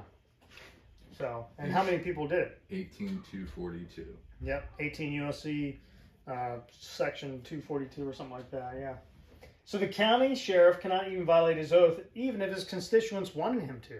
So if everybody in the room here, except for one person, you're going to lock up Agape because she has that pink hat on. I don't agree with that pink hat. The sheriff has to stand in and interpose, and she didn't commit any crime. So just because all the citizens in a county want to lock one person up because they don't like them, maybe they're the town drunk and they just didn't like him, you can't violate his rights. That's called a mobocracy there. You can't do that. The sheriff has a duty to stand up and protect that person. You need to patent that word. Yeah, mobocracy. So, or democracy, that's what it's called. If every citizen in the county votes to violate the rights of just one citizen, the sheriff has to protect that one citizen. So, i.e. voting mask wearing example. Harford County, Maryland. Gentlemen, during the 2020, whatever the election, when was it? Yeah. 2020 election, General. there we go. Yeah. I don't know what year we're in today. But there was a guy up in Harford County who went to vote. And this voting precinct was at a local volunteer firehouse. He goes in, didn't want to wear a mask. He refused to wear a mask. He said, I'm here to do my civic duty and vote. It's my God-given right to vote. I'm going to vote. But the people running the precinct wouldn't let him in to vote. They called the sheriff's office. Sheriff deputies come out. They're like, he won't wear a mask. We don't want him in here. The president or captain of the firehouse said, well, he's trespassing in my firehouse. He needs to get out or he needs to get arrested. Well, they ended up arresting this guy. And he ended up going to jail and being charged with trespassing. So what happened? He wasn't disorderly. He was polite. He didn't get crazy. He didn't do anything. He got handcuffed and he got walked out and taken to jail, charged with a crime. And he was denied his God-given right to vote in a place that was a public place, converted to a polling place at the time. And at that time, hey, Captain, you don't have the authority to make this your firehouse now. This is now a public fire. This is a public place. You can't deny somebody the right to vote. That's a crime. But yet this guy, he went to court. He actually ended up pleading it out and didn't want to fight it. He had a great... He could have killed the mask mandates. This was pretty early on in COVID, 2020, right? November of 2020. But they intimidate you. And you have to be strong. And we'll talk about why he was intimidated because there's reasons why. But law enforcement officers, especially sheriffs, are your first guardians of liberty. So it's best for us to know these things, the constitutions, so we can protect them. So protect our people. So, and LEOs are the first ones to infringe on your liberty. So when you do commit a crime, we have to do it the right way. We have to follow the rules. And if we don't, the case goes out, we get fired, we get sued, and we can't ever be law enforcement. We go to the county jail. We're no better than the criminal. So, and we can't have ignorance of constitutions. We can't have an inadequate understanding. We don't even train on them. We don't learn them. So, and we have a failure in training and education for our law enforcement. And that's why you see these deputies out there locking people up instead of protecting them. That girl in Calvert County, the proper course of action is the deputy comes to the courthouse, walks her upstairs to the commissioner, lets her say her piece, and walks her back out. Where's, you protected her rights. You did everything that was required of you under your oath. So the commissioner may not be happy, but who cares? What's the harm? She got her voice heard. You know, she aired her grievance. Do sheriffs have any authority in private entities, businesses, things like that? I mean, if they're violating your constitutional rights, I know it's not against a government or a public entity. Do they have any authority or? Where we get into the public, especially under like COVID, I know I dealt with your family with that. It's falls under discrimination laws. So or they don't have control of that. It's just we have state laws that protect the citizens from that kind of stuff. Mm-hmm. So you just got to, I mean, and it takes getting into the state law to kind of find what laws apply. Harassment, discrimination, discrimination under color of law, all that good stuff. Do private companies have a right to tell their employees to get the COVID vaccine? No. The only reason why is because my brother-in-law is an attorney. Ethically, no. And he said no. He says employers can do whatever they want to. They can employ you and they can tell you what, how. And I said, well, if that's the case, can an employer tell a woman that she has to get an abortion because he doesn't want to pay her maternity leave? Exactly. Then you get a slippery slope. Exactly. And so how's that not discrimination? That sounds like a company I definitely don't want to work for. Well, I don't have to worry about getting myself, an abortion, but. Right, but the point I'm saying is wouldn't that be the same thing? Law of Maryland just passed pregnant persons. Oh my God. You can abort the baby for 4 weeks after they're born. Right, 28 days. The problem is the Constitution only applies to government, not private companies, but private companies need to obey the law when it's constitutional, as long as that law is constitutional. So there's laws, discrimination is one of them, right? Vaccination. If you refuse to get vaccinated, so what are we now making classes of people into? The vaccinated and the unvaccinated. He won't hire me. Under federal law, you can't discriminate for genetic information, right? That's a federal crime. Mm-hmm. So now you're violating. See where I'm going with it? You've got to dig into the statutory law to get them to be held accountable. The Constitution doesn't apply, but there are laws, statutory laws that apply to them. You can't discriminate against me for race, gender, creed, religion, genetic information. Genetic information, I think that's the one that applies to vaccination. So yeah, you got all that stuff. Discrimination is the one you're going to use. That's the tool you got to pull out of the toolkit to fight private companies. So, but like I said, we have to go back and make sure that we learn these things, the Constitution for law enforcement, because like I said, we're the first ones out there to either protect your rights, or if you did commit a crime, we have to follow the rules and go about it the right way to prove that crime was committed. So, and like I said, if you violate this in the law enforcement world, you get administrative punishment or fired. You can get civilly sued and criminal penalty. You lose your job and go to jail, and you're charged with crime. So, you got to be very careful, and we definitely don't learn this stuff. So, and then here's the numbers game, and this isn't so true, but I'm going to bring this point up. So we talk about Annie keeps bringing up don't plea it out. Don't plea it out. Are you happy when you have to go to court for a traffic ticket? I'm actually excited in some ways, oh. but I'm sorry. I asked the wrong person, Amy. Agape, are you happy? Agape's the wrong person to ask too, because she's a fireball. So no, most people are intimidated when you have to go to court. Exactly. So would I be intimidated properly? Would I hold it back? Yes. You stand in front of this guy who sits at a bench with a black robe and demands all this authority or claims he's got all this authority, right? People are afraid to go and fight. So when somebody gets locked up or charged with a crime or a traffic citation, you watch this kid come up or this person, they're like, Your Honor, I was speeding. Yeah, I'll take I just don't want the points. And it goes that way. So what happens, 95% of criminal cases, or 95% of all cases, I'd say, traffic, serious traffic, DUIs, criminals, they plea out 95%. 95%. Because what happens? The state's attorney's like, okay, okay. They look at the case and say, here, I'll offer you a deal. We'll give you probation, or we'll reduce the crime to this one, and you don't have to do a couple weekends in jail. I mean, who's not going to go to the path of least resistance? And this is what happens. So think about that guy who got locked up for fighting. Why didn't he fight? Well, here's all the levels think about all the brainwashing that these judges, they're lawyers, that are under all this indoctrination. You have the district court, you have the circuit court, you have the special court of appeals or courts of appeal, you have the in-circuit court of appeals at the federal level, the Supreme Court.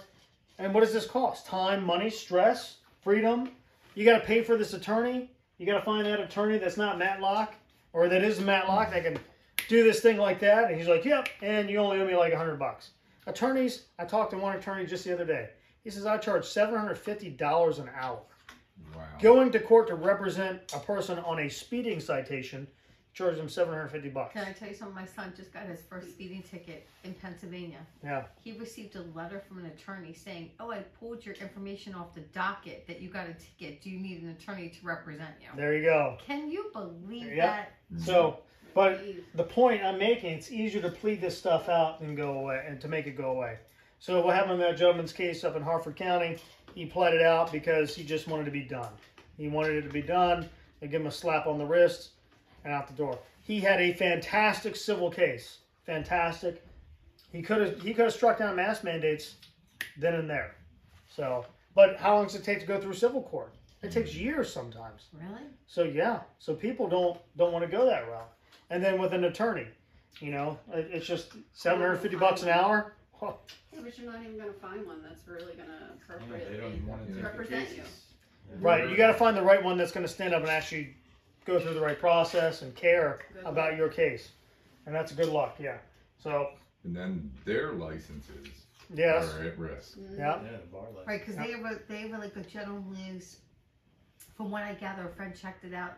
Lawyers and judges have kind of like a friendship, and they have like, it's kind of like a mentoring thing, and it's really bizarre what they do. It's kind of scary. Yeah, they do. I mean, if you got a brand new attorney, the judge may help walk them through a case. Sometimes give them points or tips on how to do things. But in the middle of a court case, a traffic ticket, minor stuff. But the point is these people, there aren't many out there that are constitutionally knowledgeable. Well, attorneys learn about as much in the Constitution as we learn in the police academies. So they don't go over much, and there's information on that. Like I said, we can talk about after this. But numbers game, we have equally constitutionally ignorant police officers, prosecutors, judges, and defense attorneys. That's who you're going against. These people who don't enforce the stuff. They enforce it when it applies to them. Oh, that's a Fifth Amendment issue. You violated his right. You didn't advise him of his Miranda rights. Case is dismissed. It only applies when they want to do whatever they want. So, but like I said, when you go to court, you're rolling the dice with many unknown variables. So most people just say, hey, let's get it over with, plead it out, whatever.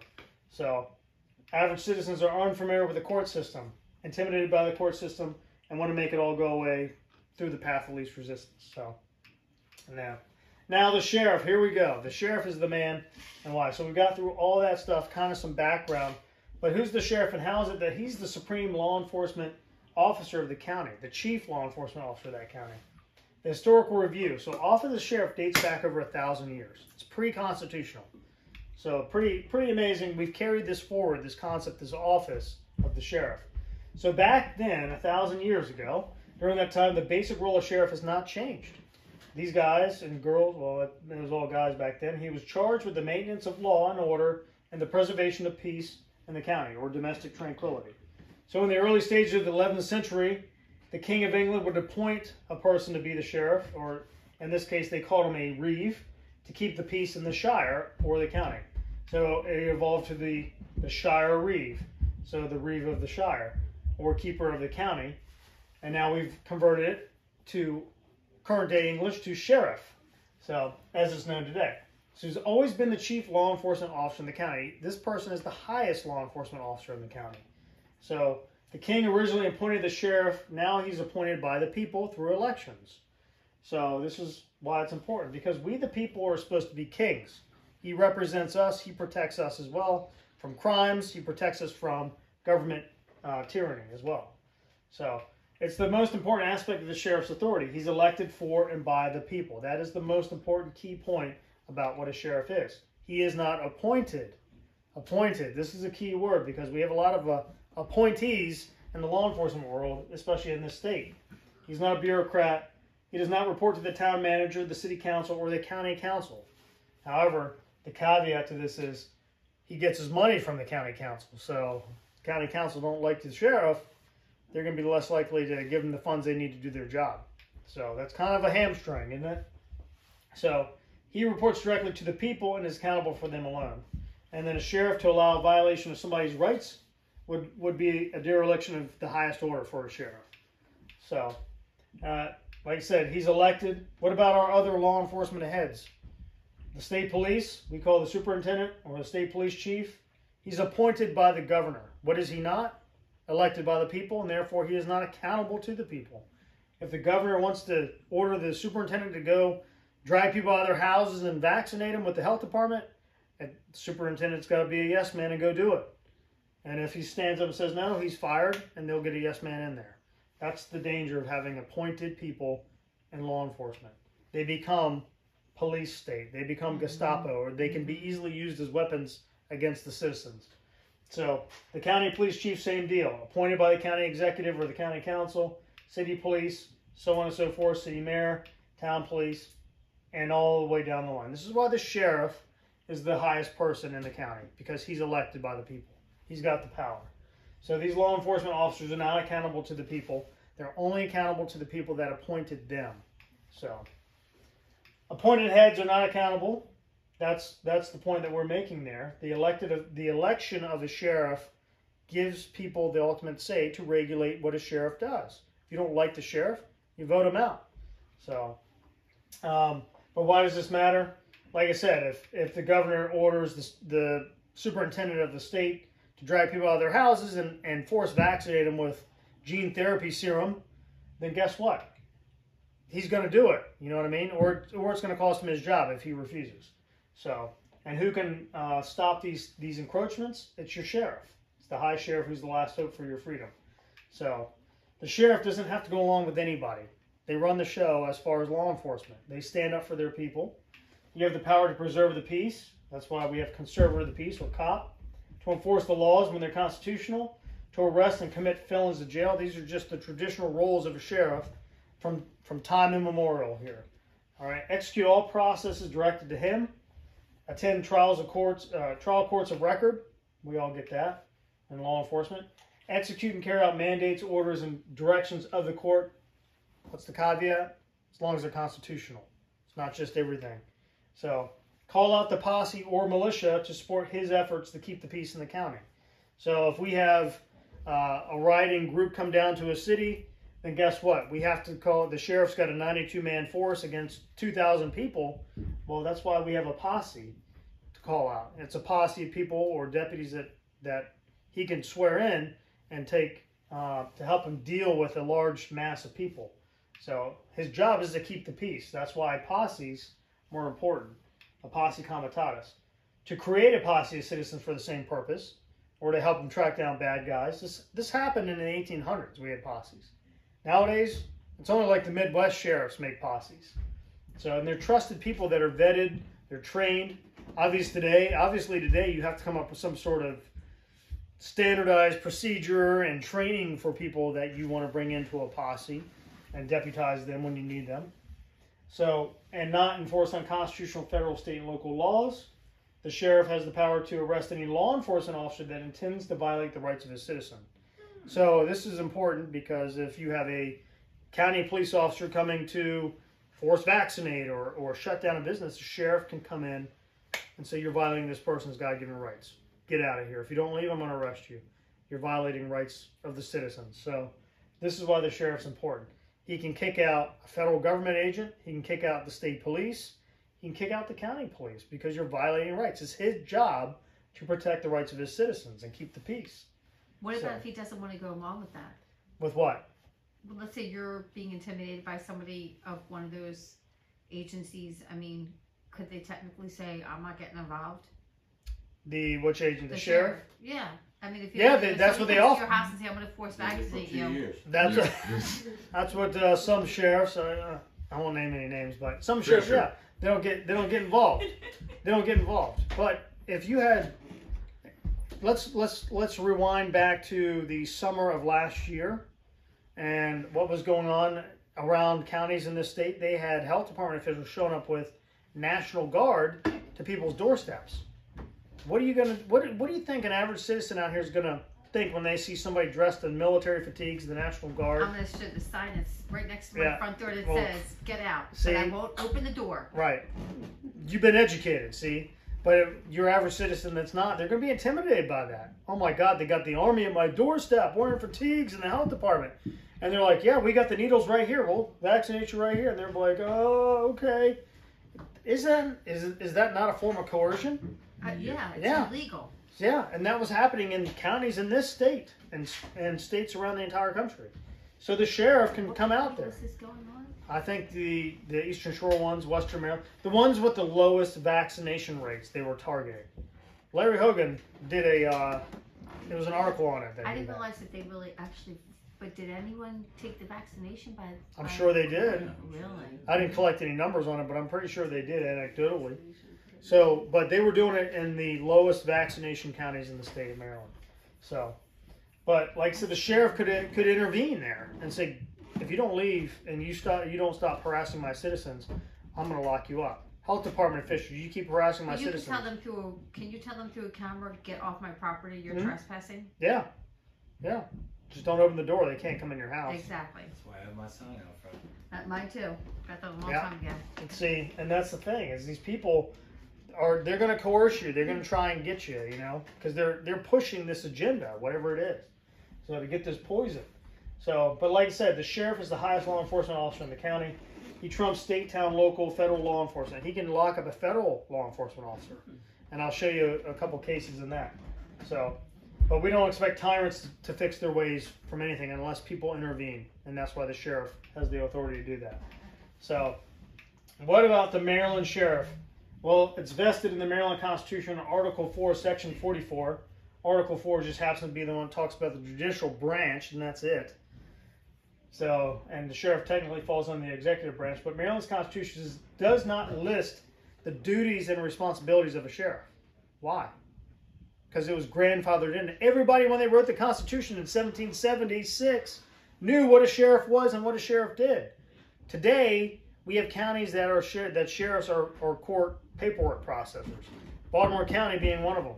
All the sheriff does is serve warrants and serve paperwork for the court and sit in the circuit court.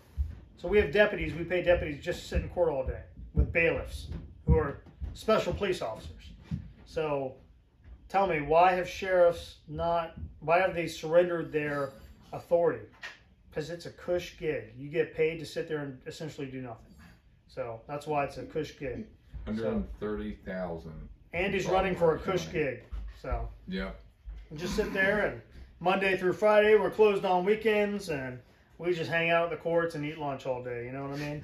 So, Article 4, Section 44, in the Constitution, all it does is talk about how do you elect a sheriff, what's required. So, that's all they got. So, there's no duties and responsibilities because all this stuff was carried forward from England. So, but where's the sheriff's authority and duties and powers come from? We call it English common law as it was written on July 4th in 1776. So, welcome to it. And other historical practice carried forth from Britain.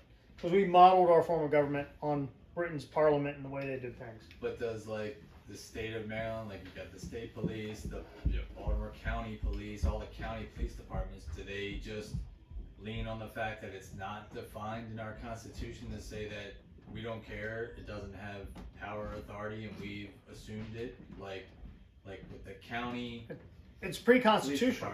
Then why do we even have sheriffs at all? I know, that's what I'm asking, because you just said Baltimore County, they do nothing. And did they sit there and say we do nothing because it's not written down what we do, so we don't care? And the other ones have assumed it, and now we can't get them out? I don't know. The sheriff works for the people, and that's why he's elected. The people want him there, that he's going to be there. The citizens of Delaware have gotten rid of their sheriffs. Mm-hmm. They have no sheriffs. I think Vermont or Connecticut also, they don't have any sheriffs. Why? So then who's left? Because they're ignorant of the Constitution, and they don't know the importance of a sheriff. So Sheriff Mack, and I'll talk to you at the end, actually runs an agency or organization that he started called the Constitutional Sheriff and Peace Officers Association that trains sheriffs on this very thing. So because they don't, when you become, a lot of these guys become sheriffs, they don't understand this concept, and they need to be trained in it. So, and they need to understand it and who they work for. But if the people don't stand up for the sheriff, it's a mutual relationship. If the people don't pay attention that, hey, your sheriff is a glorified court clerk, guess what? That sheriff is going to go away, you know, if you're not careful. And again, who do you have on the law enforcement side protecting you now? Nobody, except for appointed people that are doing what's best for you and you and you. You need a vaccination, we're going to come down and vaccinate you. You know, so be careful what you ask for. But it's not easy. You know, funding streams, you got to consider that. County council grants state funds. State pays for sheriff's offices. Grant funding, county council gives funding. But, you know, if you have a county council that's not on the same page, guess what? I mean, Andy's going to run for sheriff, and he's going to have a liberal county council. They're going to be butting heads, and it's going to make his job really hard. Not to mention, he's got all these deputies that they just love sitting in court all day and doing nothing. You know, that's a hard fight in and of itself within your own agency. So, and then you have to fight the county police. You got Baltimore County Police, and same thing at Van Arundel and so and PG and so on and so forth. Well, if you need administrative assistant, I'll be there to help you. Right, So, thank you. So you got to get buy-in from the county council, and you got to get people in the county council that believe in these things and that protect the sheriff as well. So you've got to make some moves, otherwise you're going to have a hard fight. So support from constituents, and you got to know that you got to own the knowledge of these concepts. You got to know the Constitution, obviously, to do this job. So, and I'm sure if you get out there and start protecting citizens' rights, they'll be happy to keep you around.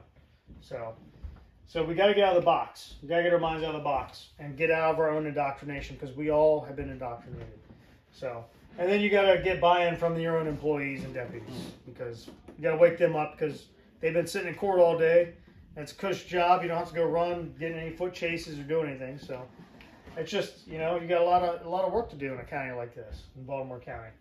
So, but how do we get our republic back here? We're not going to do it by voting anything up at the federal level.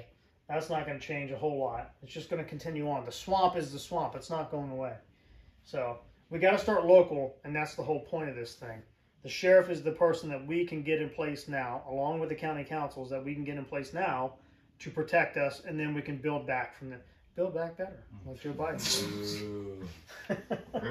So we must erect the barriers, and the sheriff is the first person that we can get in place to protect ourselves, along with the county council. So what is tyranny? It's dominance through threat of punishment or violence, oppressive rule, abusive government, cruelty, and injustice. That's what tyranny is, and we have that going on. So the Declaration of Independence mentions tyranny and the long chain of abuses from King George III. They give 27 things that King George was doing, a list of 27 different things that King George did as to why we separated from Britain. So, but the key point of the Declaration was this, that whenever any form of government becomes destructive of these ends, it is the right of the people to alter or to abolish it and to institute new government. But when a long train of abuses and usurpations, pursuing invariably the same object, evinces a design to reduce them under absolute despotism, it is their right and it is their duty, the citizens' duty, to throw off such government and to provide new guards for their future security. We as citizens have the right to alter, abolish, or reform our form of government when it becomes tyrannical. It's right in the Maryland Constitution as well. Article 1 of the Declaration of Rights in Maryland says just that. We have the right to abolish, alter, or reform our government when it becomes tyrannical. So, the solemn point here, we are way off course. We know this. That's why people are interested in this. That's why people are in this group. You see it, and we're trying to fight back. So, I think everybody's on the same page there. So, what's the wrong remedy? Don't go back to sleep, number one. All right, you took the pill, you woke up. Don't say, there's not much I can do. Pick a battle and fight it. You know, get educated on it first. Learn the basic principles of how we're supposed to run, and then carry that forward and fight to the fight. So, you're not going to hire a good constitutional lawyer because they don't exist until you run out of money, time, patience, justice, or somebody that's got a brain in his head. You're not going to pin a strongly worded letter to your senator or congressman. They don't care. They put it in what we call the round file. That's the trash can. So they don't care what you have to say. Call it the round file. So you're not going to fire belligerent emails, tweets, you're blocked, suspended, Facebook posts. That ain't going to happen. So are you going to send a petition to the White House? Joe Biden doesn't even know how to read anymore. So you're not going to get that. So these are the wrong remedies. We're not going to have a sudden violent revolution. We're not at that point. We're not close to that point yet. So just know these things don't do anything. We have to get out there. We have to learn this knowledge. We have to carry it forward and pick a battle and run with it. So, but our true remedy here is go local. Focus on the counties. Focus on your counties and then go for the states. So we got to elect sheriffs that know the Bible, the Constitution, their powers and their authority, and ones that have a backbone that will stand up. Not ones that just want to, hey man, I'll get a paycheck to sit in court and do nothing all day. You know, that's not the guy you want. Or the guy that's been there for I don't know how many years, 20 years? 20, at least 20. 20 years and a sheriff? Mm-hmm. Awesome. So he's 74. Yeah. The sheriff can stop the abuse. Like I said, he's the person you can get in place now, along with your county council and county government. So the sheriff is the supreme keeper of the peace, the people's protector, and he's the last line of defense. And then go further. We got to teach the local county executives these principles as well, and educate them on the Constitution. So we got to teach ourselves, our neighbors, our friends, our family. You know, it's a good resource to have IOTC, Institute on the Constitution, Constitutional Sheriffs and Peace Officers Association, all this stuff. Question your state and local officials and legislatures. People, there's a lot of county council members up for election. Get their butts out of there if they aren't doing anything good for you. That school BOE lady is like, I can't do anything. See ya. You know what I mean? So get somebody that is willing to humble themselves and learn. You know, don't just go off somebody saying they know the Constitution. So, and be active and not apathetic. So here's a case in point about how a sheriff can intervene. There are several examples of sheriffs and local governments standing against federal encroachments. 1997 again, the sheriff of Nye County informed federal agents who came in to confiscate cattle from a local rancher, the guy's name was Wayne Haig, that if they tried to take the cows, that he would arrest these people, these EPA guys or FDA guys. The cattle stayed right there; they didn't move. The sheriffs of Wyoming then made a policy that all federal agents would have to check in with them before they could make any kind of arrests, serve any kind of paperwork, or confiscate any property within their respective counties. So, and that should be the law throughout the land. If you have business to come in here and deal with one of my citizens, you need to come through me first. I need to see what you're doing to make sure it's constitutional. It's that simple. Guess what? They have no authority to go against the sheriff. So, and if they do, they violate the law. So, for federal officers to come into a county and take over in any respect is the epitome of usurpation, and he who is the rightful steward of the county need not tolerate this usurpation whatsoever. Think about watching old police shows, right? You know, the FBI shows up on scene. They're like, this is our scene now. It's not how it works. But Hollywood has indoctrinated a lot of people. So. Can I just shoot him? No. Yeah, it's not vigilante justice. It might be a sticky situation though. You know, button heads with the federal FBI or something like that. But at the end of the day, do we all help each other? Like in counties. So in Maryland, just to break it down real quick, because I don't think people understand how it works in Maryland. In some counties, most counties, you have sheriffs that are full service. They do everything, right? The sheriff's offices. And then you have the state police that also helps them out. You have local town police. They all work together and they all help keep crime down. But be careful because that state police can be used against you. They can be turned against you because they're not running for an elected official. They're not operating on an elected official. Just scary. Yeah, so understand the limitations of what we have going on. So be vigilant, and that's all I'm saying. So, but like I said, we don't need anyone's permission as a sheriff to fulfill their constitutional duties and to keep their oath. So, no judge, no state's attorney, no DOJ, FBI, even the president can't tell a sheriff to violate his oath of office. So, Congress does not hire the sheriff. They cannot fire the sheriff. They cannot tell a sheriff what to do. So the sheriff answers to we the people, and that's why he's so important. So I'll go, this one was a letter from Bob Songer, who's a sheriff in Klickitat County in Washington. He wrote this letter June 17th of last year, 2021. He was writing a letter to the governor of Washington State, Jay Inslee, basically telling him, hey, look, you know, I'm the sheriff of Klickitat County. I took an oath before God, the supreme judge of the universe, to keep the peace and to secure, defend, and protect the people of this jurisdiction. He was writing this letter for COVID mandates and mask mandates and all that stuff. He said the nature of that solemn oath requires that all actions of the sheriff in the performance of his duty must conform to the Constitution of the United States and to the Constitution of the state of Washington. He says these documents are the supreme law of the land to describe the powers entrusted to the civil government by the consent of the people. They also provide limits to those powers which are absolute, permanent, and perpetual. So, and he goes on, and this letter was pretty lengthy, and he writes all these basic things. All men and women are created equal by an almighty, all-knowing, eternal God, whose Son, Jesus Christ, is Savior and Lord. He says God is the author and grantor of rights of men and women, which are inalienable, universal, and part of his created order. And these rights include life, liberty, property. It says people form civil governments for the purpose of securing and protecting these God-given rights. And whenever any government becomes destructive of these ends or violative of this purpose, it is the right and the duty of the people to take corrective measures with respect to that government. And then he goes into the current crisis of the COVID thing, masking, shutting down businesses, shutting down churches, synagogues, mosques, not letting people peaceably assemble and all that stuff.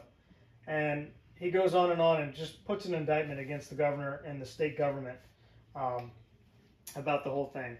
He says, in point of fact, no governor in any state has the authority to suspend the Constitution or the rights of the people. And any attempt by a governor to suspend the constitutional rights is an act of lawlessness and a violation of his or her oath of office. So this guy was sticking it to him. Too bad he wrote it a year after COVID started. So, but at least he woke up. So when I took my oath of office as sheriff, I swore obedience and fidelity to the United States Constitution and the Constitution of this state. I did not swear allegiance to a mayor or a county commissioner or governor or a health department bureaucrat. He says fidelity to my oath requires that I abstain from enforcing any edict or order from a governor or an executive which lacks constitutional authority. So he goes on, and he says, this office will not enforce nor in any way assist in the enforcement of any order, edict, mandate, proclamation, directive, regulation, etc. that violates the rights of the people, to move about freely, to wear or not wear any medical device, to freely express their religious beliefs, to freely speak their opinions, to assemble, to keep and bear arms, to lawfully engage in business, and so on and so forth. So that's this sheriff. And I have examples of at least 7 other sheriffs around the country that wrote letters just like this. So these guys don't take my word for it. These are actual sheriffs that did this stuff. So it just shows you. Interposition. We've been talking about interposition this whole presentation as far as the sheriff's job is to protect citizens. Come between the government, a tyrannical government, to protect citizens. He's interposing. He's getting in between to protect the citizens. It's the doctrine that a state may reject a federal mandate that it considers to be encroaching on its rights or coming between or mediation. So the sheriff interposes against unconstitutional laws, thus protecting the citizens. So the state interposes against federal government for the same. So that's what you see with Governor DeSantis and what he does in Florida when he says OSHA is not coming into my state. So that's called interposition. So the sheriff interposes against the federal government. So there's many levels of it. This is just a little diagram I made. So here you got the federal government here. You know, they're supposed to be fighting exterior threats here, right? You know, wars, invasion, whatever. That's their job. Their job isn't supposed to be looking at the states and telling them how to run. And then the states are protecting, the several states are protecting the state itself, the sheriff, the citizen, from the federal government and external threats. And then you got the state from other states and the federal government and external threats. And the sheriff from the state, the several states. So these guys are all protecting, we're all fighting in the same team and all that good stuff. Well, what happens when we get this? Well, all the states should stand up and push back on the federal government. And then the state that you're in should stand up, and the sheriff, and the citizen. So this is how this kind of works out. Oh, what happens? These guys got their grant money, though. They got their grant money. So guess what? The states are coming back and saying, we're going to go after the state of Florida because we don't like Ron DeSantis, and all the states are going to gang up on him. What happens when we all get grant money? We're all bribed. The sheriff has the power. This is what Sheriff Mack did. He stood up against gun rights, or gun infringement. And then, so the sheriff, when he's standing alone, he can call up the posse militia. And then what happens when we get this point? Well, guess what? That's why that militia was so important that we don't have anymore. When everybody's against the people, that's the militia. And that's why it was necessary for the security of a free state. But we don't have it anymore, and that's a presentation for a different day. But know your rights. So, and be careful. Police around the country, we go as far as we can. We push the envelope constitutionally. We want to get bad guys. We don't want to go out and hunt good guys. But we only know case law and case precedent. They don't know the Constitution. Sometimes they'll step on your rights unconstitutionally. And you got to call them out on it. So, and this saying goes and applies. If you don't know your rights, you don't have them. And that's an important concept. Thomas Jefferson, again, he says, if a people expects to be ignorant and free, they expect what never was and what never will be. You cannot live in this country, in this form of government, and expect to be ignorant and maintain your freedom. If you're going to do that, guess what? You're going to be the slaves. We're all going to be slaves because we want to be ignorant and go out on our boats and drink beer and go party on the weekends. It doesn't work that way. Amen. So, what if we teach people and instilled in police training centers, in the academies, the Constitution, the United States Constitution, the state Constitution, and the role of the sheriff and the citizen? You know, in academies of county police, state police, even sheriff's offices, they don't teach this. They don't teach the constitutions. They don't even teach the role of a sheriff and why a sheriff is so important. Maybe and we should have a conversation. And how, yep, exactly, and how sheriffs interact with the other police agencies and what their roles are. So in Maryland, we the people have the right to regulate the police per our Constitution. So write your police chief, sheriff, state police superintendent, and tell them they need to get this stuff into training. We the people have the right to regulate police, so we want them trained on the constitutions. So that's important. So, but you're only as good as your own education, as you see. If we were all walking around dumb, I found out I was dumb, and when I was going through this COVID stuff, and I wanted to get smart on it. So that's what I did. I sought out a way to get smart, and I started doing my own research, and I got fairly smart. I'm still nowhere near where I need to be. So, but the people we place in charge are just as ignorant. These people out here don't know any better than the rest of us. The president, well, I know he doesn't know anything. His brain is falling out of his head half the day. Or he's taking a nap or sipping on a sippy cup. Your U.S. state senators, congressmen, judges, governor, juries, police officers and deputies, and the citizens. We all have to be vigilant because, you know, how many times do you go and think, you know, all the doctors are smart, right? No. They're the dumbest smart people out there, and COVID just proved it. The COVID just proved it. They just go along to get along. They'll do whatever they need to do to keep their license and to make their paycheck, right? I think that's a fair assessment of what I've seen. So same thing with lawyers, same thing with everybody. So, but this is why we're in the situation we're in. We got to educate ourselves and we got to educate other people. So, but now you know the sheriff is so important and why you have to be active in getting sheriffs. And this is why Andy's running, which is great. It's horrible to have to like run for an office. It's a lot of work and it's a huge risk. Imagine he gets in power. He's fighting against his own deputies, his own employees, his city or county council, the county police agency.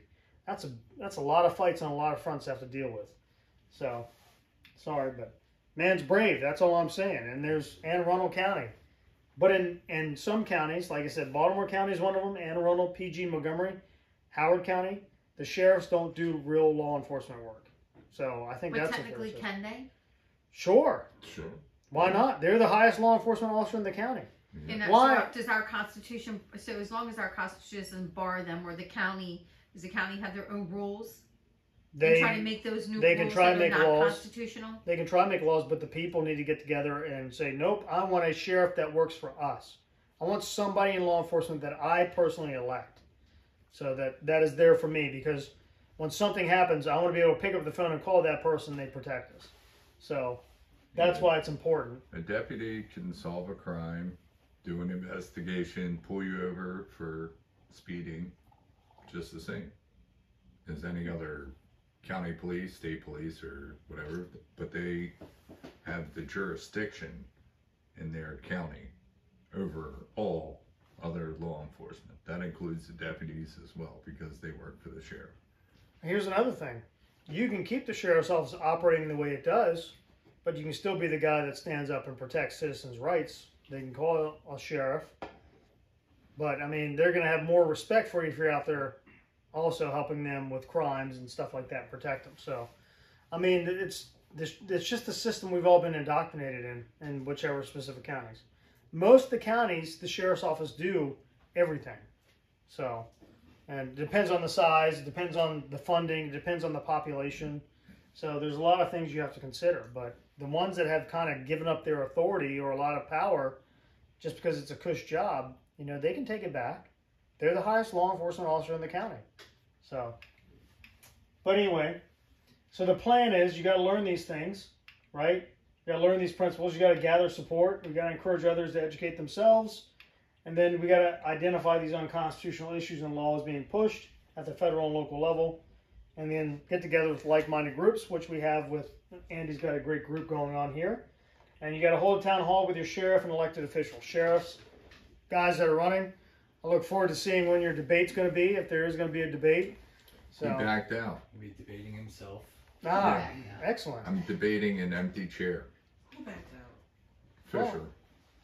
Well, he never agreed. He just said, no, not interested. Not interested in debate? Yep. Wow. Wow. Well, that tells you something about the sheriff. He doesn't even want to go. So. Because he figures that he's going to get reelected, so why does he have to put any effort into it? Because people don't know. Right. So it's on, you know, the guy who's not the incumbent to get out there and talk about what's going on and talk about how do we fix this. And I think there's a lot of energy with everything that's going on that you have an opportunity to do that. So. Yeah, there's definitely some underbelly. Yeah. What candidates do not debate? I mean, they debate for everything. Sheriffs don't. That's ridiculous. Sheriffs don't. They Apparently. should. None of them do nowadays. So we can find a support candidates like Andy, like my friend Joe in Anne Arundel County who's running. You know, these guys that are putting their necks out on the line and running. Find and support these guys. Make sure they're constitutionally literate and they know what they're doing. I know Andy's on his game. He knows his stuff, and he's doing a lot of great things. And spread the word to other counties and states. So if you have family, friends in other counties and states, you know, try to unindoctrinate them. Sow the seeds, and hopefully somebody will wake up. So, but like I said, it's a hard thing to do. Here's some questions to kind of ask. Do you consider yourself a constitutional sheriff? Describe your authority, and what does that mean? Not just, I'm constitutional, I'm 2A. Well, what does that mean? I mean, what does that mean to you? What does a good constitutional sheriff do? So what things do you do to protect the rights of citizens in your county? You know, what do you do when the federal government comes down to start stabbing us with needles and putting gene therapy serums in our bodies? Or are you going to do anything, or are you going to stay away from that? Oh, I only do court paperwork process. I don't have any authority. So are you familiar with the CSPOA, the Constitutional Sheriff's Peace Officer Association? Are you familiar with the Sheriff Richard Mack? Will you stand against federal government and federal LEO agents, and so on and so forth? So I have a whole list that I've put together in a Word document as well on these things. Will you enforce mask laws? Will you shut down businesses if this ever happens again, or if we go into Omicron 2.0 or Deltacron or whatever the next iteration coming? Do you believe in upholding your oath of office? Why is that important? Do you defend the Constitution? You know, what is the concept of interposition? You know, give them an open question, not a yes or no question, right? I don't want you to give me the info. I know the answer to these questions. I want you to tell me what your answer is. Don't just give them close-ended questions that are yes or no. Where do our rights come from, and who can limit those rights, and when can they be limited? So these are just some suggestions that you can look at. What will you do if a state law enforcement or federal law enforcement entity came in the county to enforce unconstitutional laws, like gun laws or vaccine mandates? Do you believe in building a posse? And what does that mean, and how do you do it? That's able-bodied, trained, vetted citizens within the county. What's your plan if Antifa, BLM, or any other of these organizations that spurn up, if they come rioting in a city in your county or a town in your county? How are you going to protect the citizens? So, do you believe in the Second Amendment sanctuary? Or what does that mean? I don't like that word, but there's no such thing. The Second Amendment sanctuary is the Constitution. Yeah. So, will you commit to educating your deputies on the full U.S. Constitution and Maryland Constitution and the duties and authority of a county sheriff in the academy and in service? Will you work to educate other sheriffs within the state on standing against state and federal and constitutional laws, and so on and so forth? So our founder said this, their final word here. At the end of the Declaration of Independence, the Founding Fathers made each other a solemn pledge here. They said, for all to see and witness for generations to come. And it reads this. It says, and for the support of this declaration, with a firm reliance on the protection of divine providence, talk about separation of church and state, right? We mutually pledge to each other our lives, our fortunes, and our sacred honor. And that's what it cost them. It cost them their lives, some of them, their fortunes, their businesses, their families. That's what it costed these men for this country. And we take it for granted. And these men put their lives on the line for American liberty and the future of their country. And they fought hard for it. And they were marked traitors by the king, punishable by death, by hanging. And some of them were caught and killed.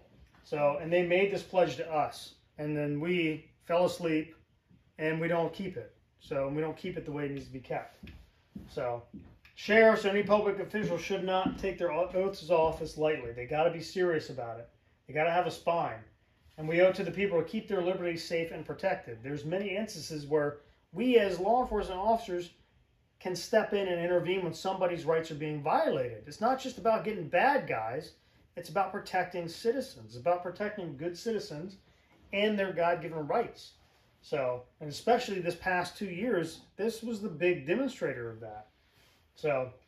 And we got to stand for freedom. And the principle has always been the radical thing to do, to stand for freedom and liberty. So they were radicals themselves because they believe in guns, God, and freedom. So what is apathy? The world is a dangerous place to live, not because of the people who are evil, but because of the people who don't do anything about it. That's Albert Einstein. And then the only thing necessary for triumph of evil is for good men to do nothing. Comes from Edmund Burke, a founding father as well. Great writer. A great thinker of his time. Freedom is the sure possession of those alone who have the courage to defend it. So I'm going to skip over that one. Samuel Adams, a big patriot there at the time of the Revolution, says, if ye love wealth better than liberty, the tranquility of servitude better than the animating contest of freedom, go home from us in peace. We ask not your counsel or your arms. Crouch down and lick the hands which feed you, and may your chains set lightly upon you, and may posterity forget that you were a countryman. We're going to forget you if you don't want to stand up, because you're not worth having. And that's what he was saying there. And finally, same thing from Sam Adams. It does not take a majority to prevail, but rather an irate, tireless minority keen on setting the brush fires of freedom in the minds of men. So it just takes a small amount of people that are motivated and know their stuff. And that is the end. And there's just some contacts for folks. Restore the Constitution is on Facebook. It's called Restore the Constitution Eastern Shore Chapter. That's my little Facebook group between me and John Milligan. You have Institute on the Constitution here, IOTC. That's Michael Peruka and Pastor Whitney, and I'm an affiliate with them. That's where I get my materials from when I teach the U.S. Constitution. Sheriff Mack's entity here is Constitutional Sheriff and Peace Officer Association. And this presentation comes from his book, The Sheriff, America's Last Hope. And then some other resources. 10th Amendment Center's got great videos and stuff on our Constitution. Obviously, the U.S. Constitution itself and the Maryland Constitution, you can find that. It's on our state website. So, maryland.gov. And always remember, there's a God. It's the God of the Bible. Our rights come from him, and the purpose of civil government is to secure our God-given rights. And that's it. So, thank you guys. I appreciate your patience. It's 2 hours straight up. So. Yeah, good job. Thank you so much, Shawn. Thank you, sir. I appreciate it. I could talk for 2 hours straight. I'm running as a true constitutional sheriff, and this is the perfect explanation of what a true constitutional sheriff does. I've had several questions from future constituents so far, door knocking and going to events and just seeing people out in public, and I try to answer absolutely every question that I can. And most of them are pertaining to mandates or what the government does to you. Shawn, again, explained this excellently tonight, and we really appreciate it. But I don't think anybody in at least the, last 2 decades or so has ever gotten a handout from a sheriff that says this. A true constitutional sheriff, I will not enforce mandates. I will not allow government to violate your rights. I will hold elected officials accountable for their actions, and I will stand up to the government for the people.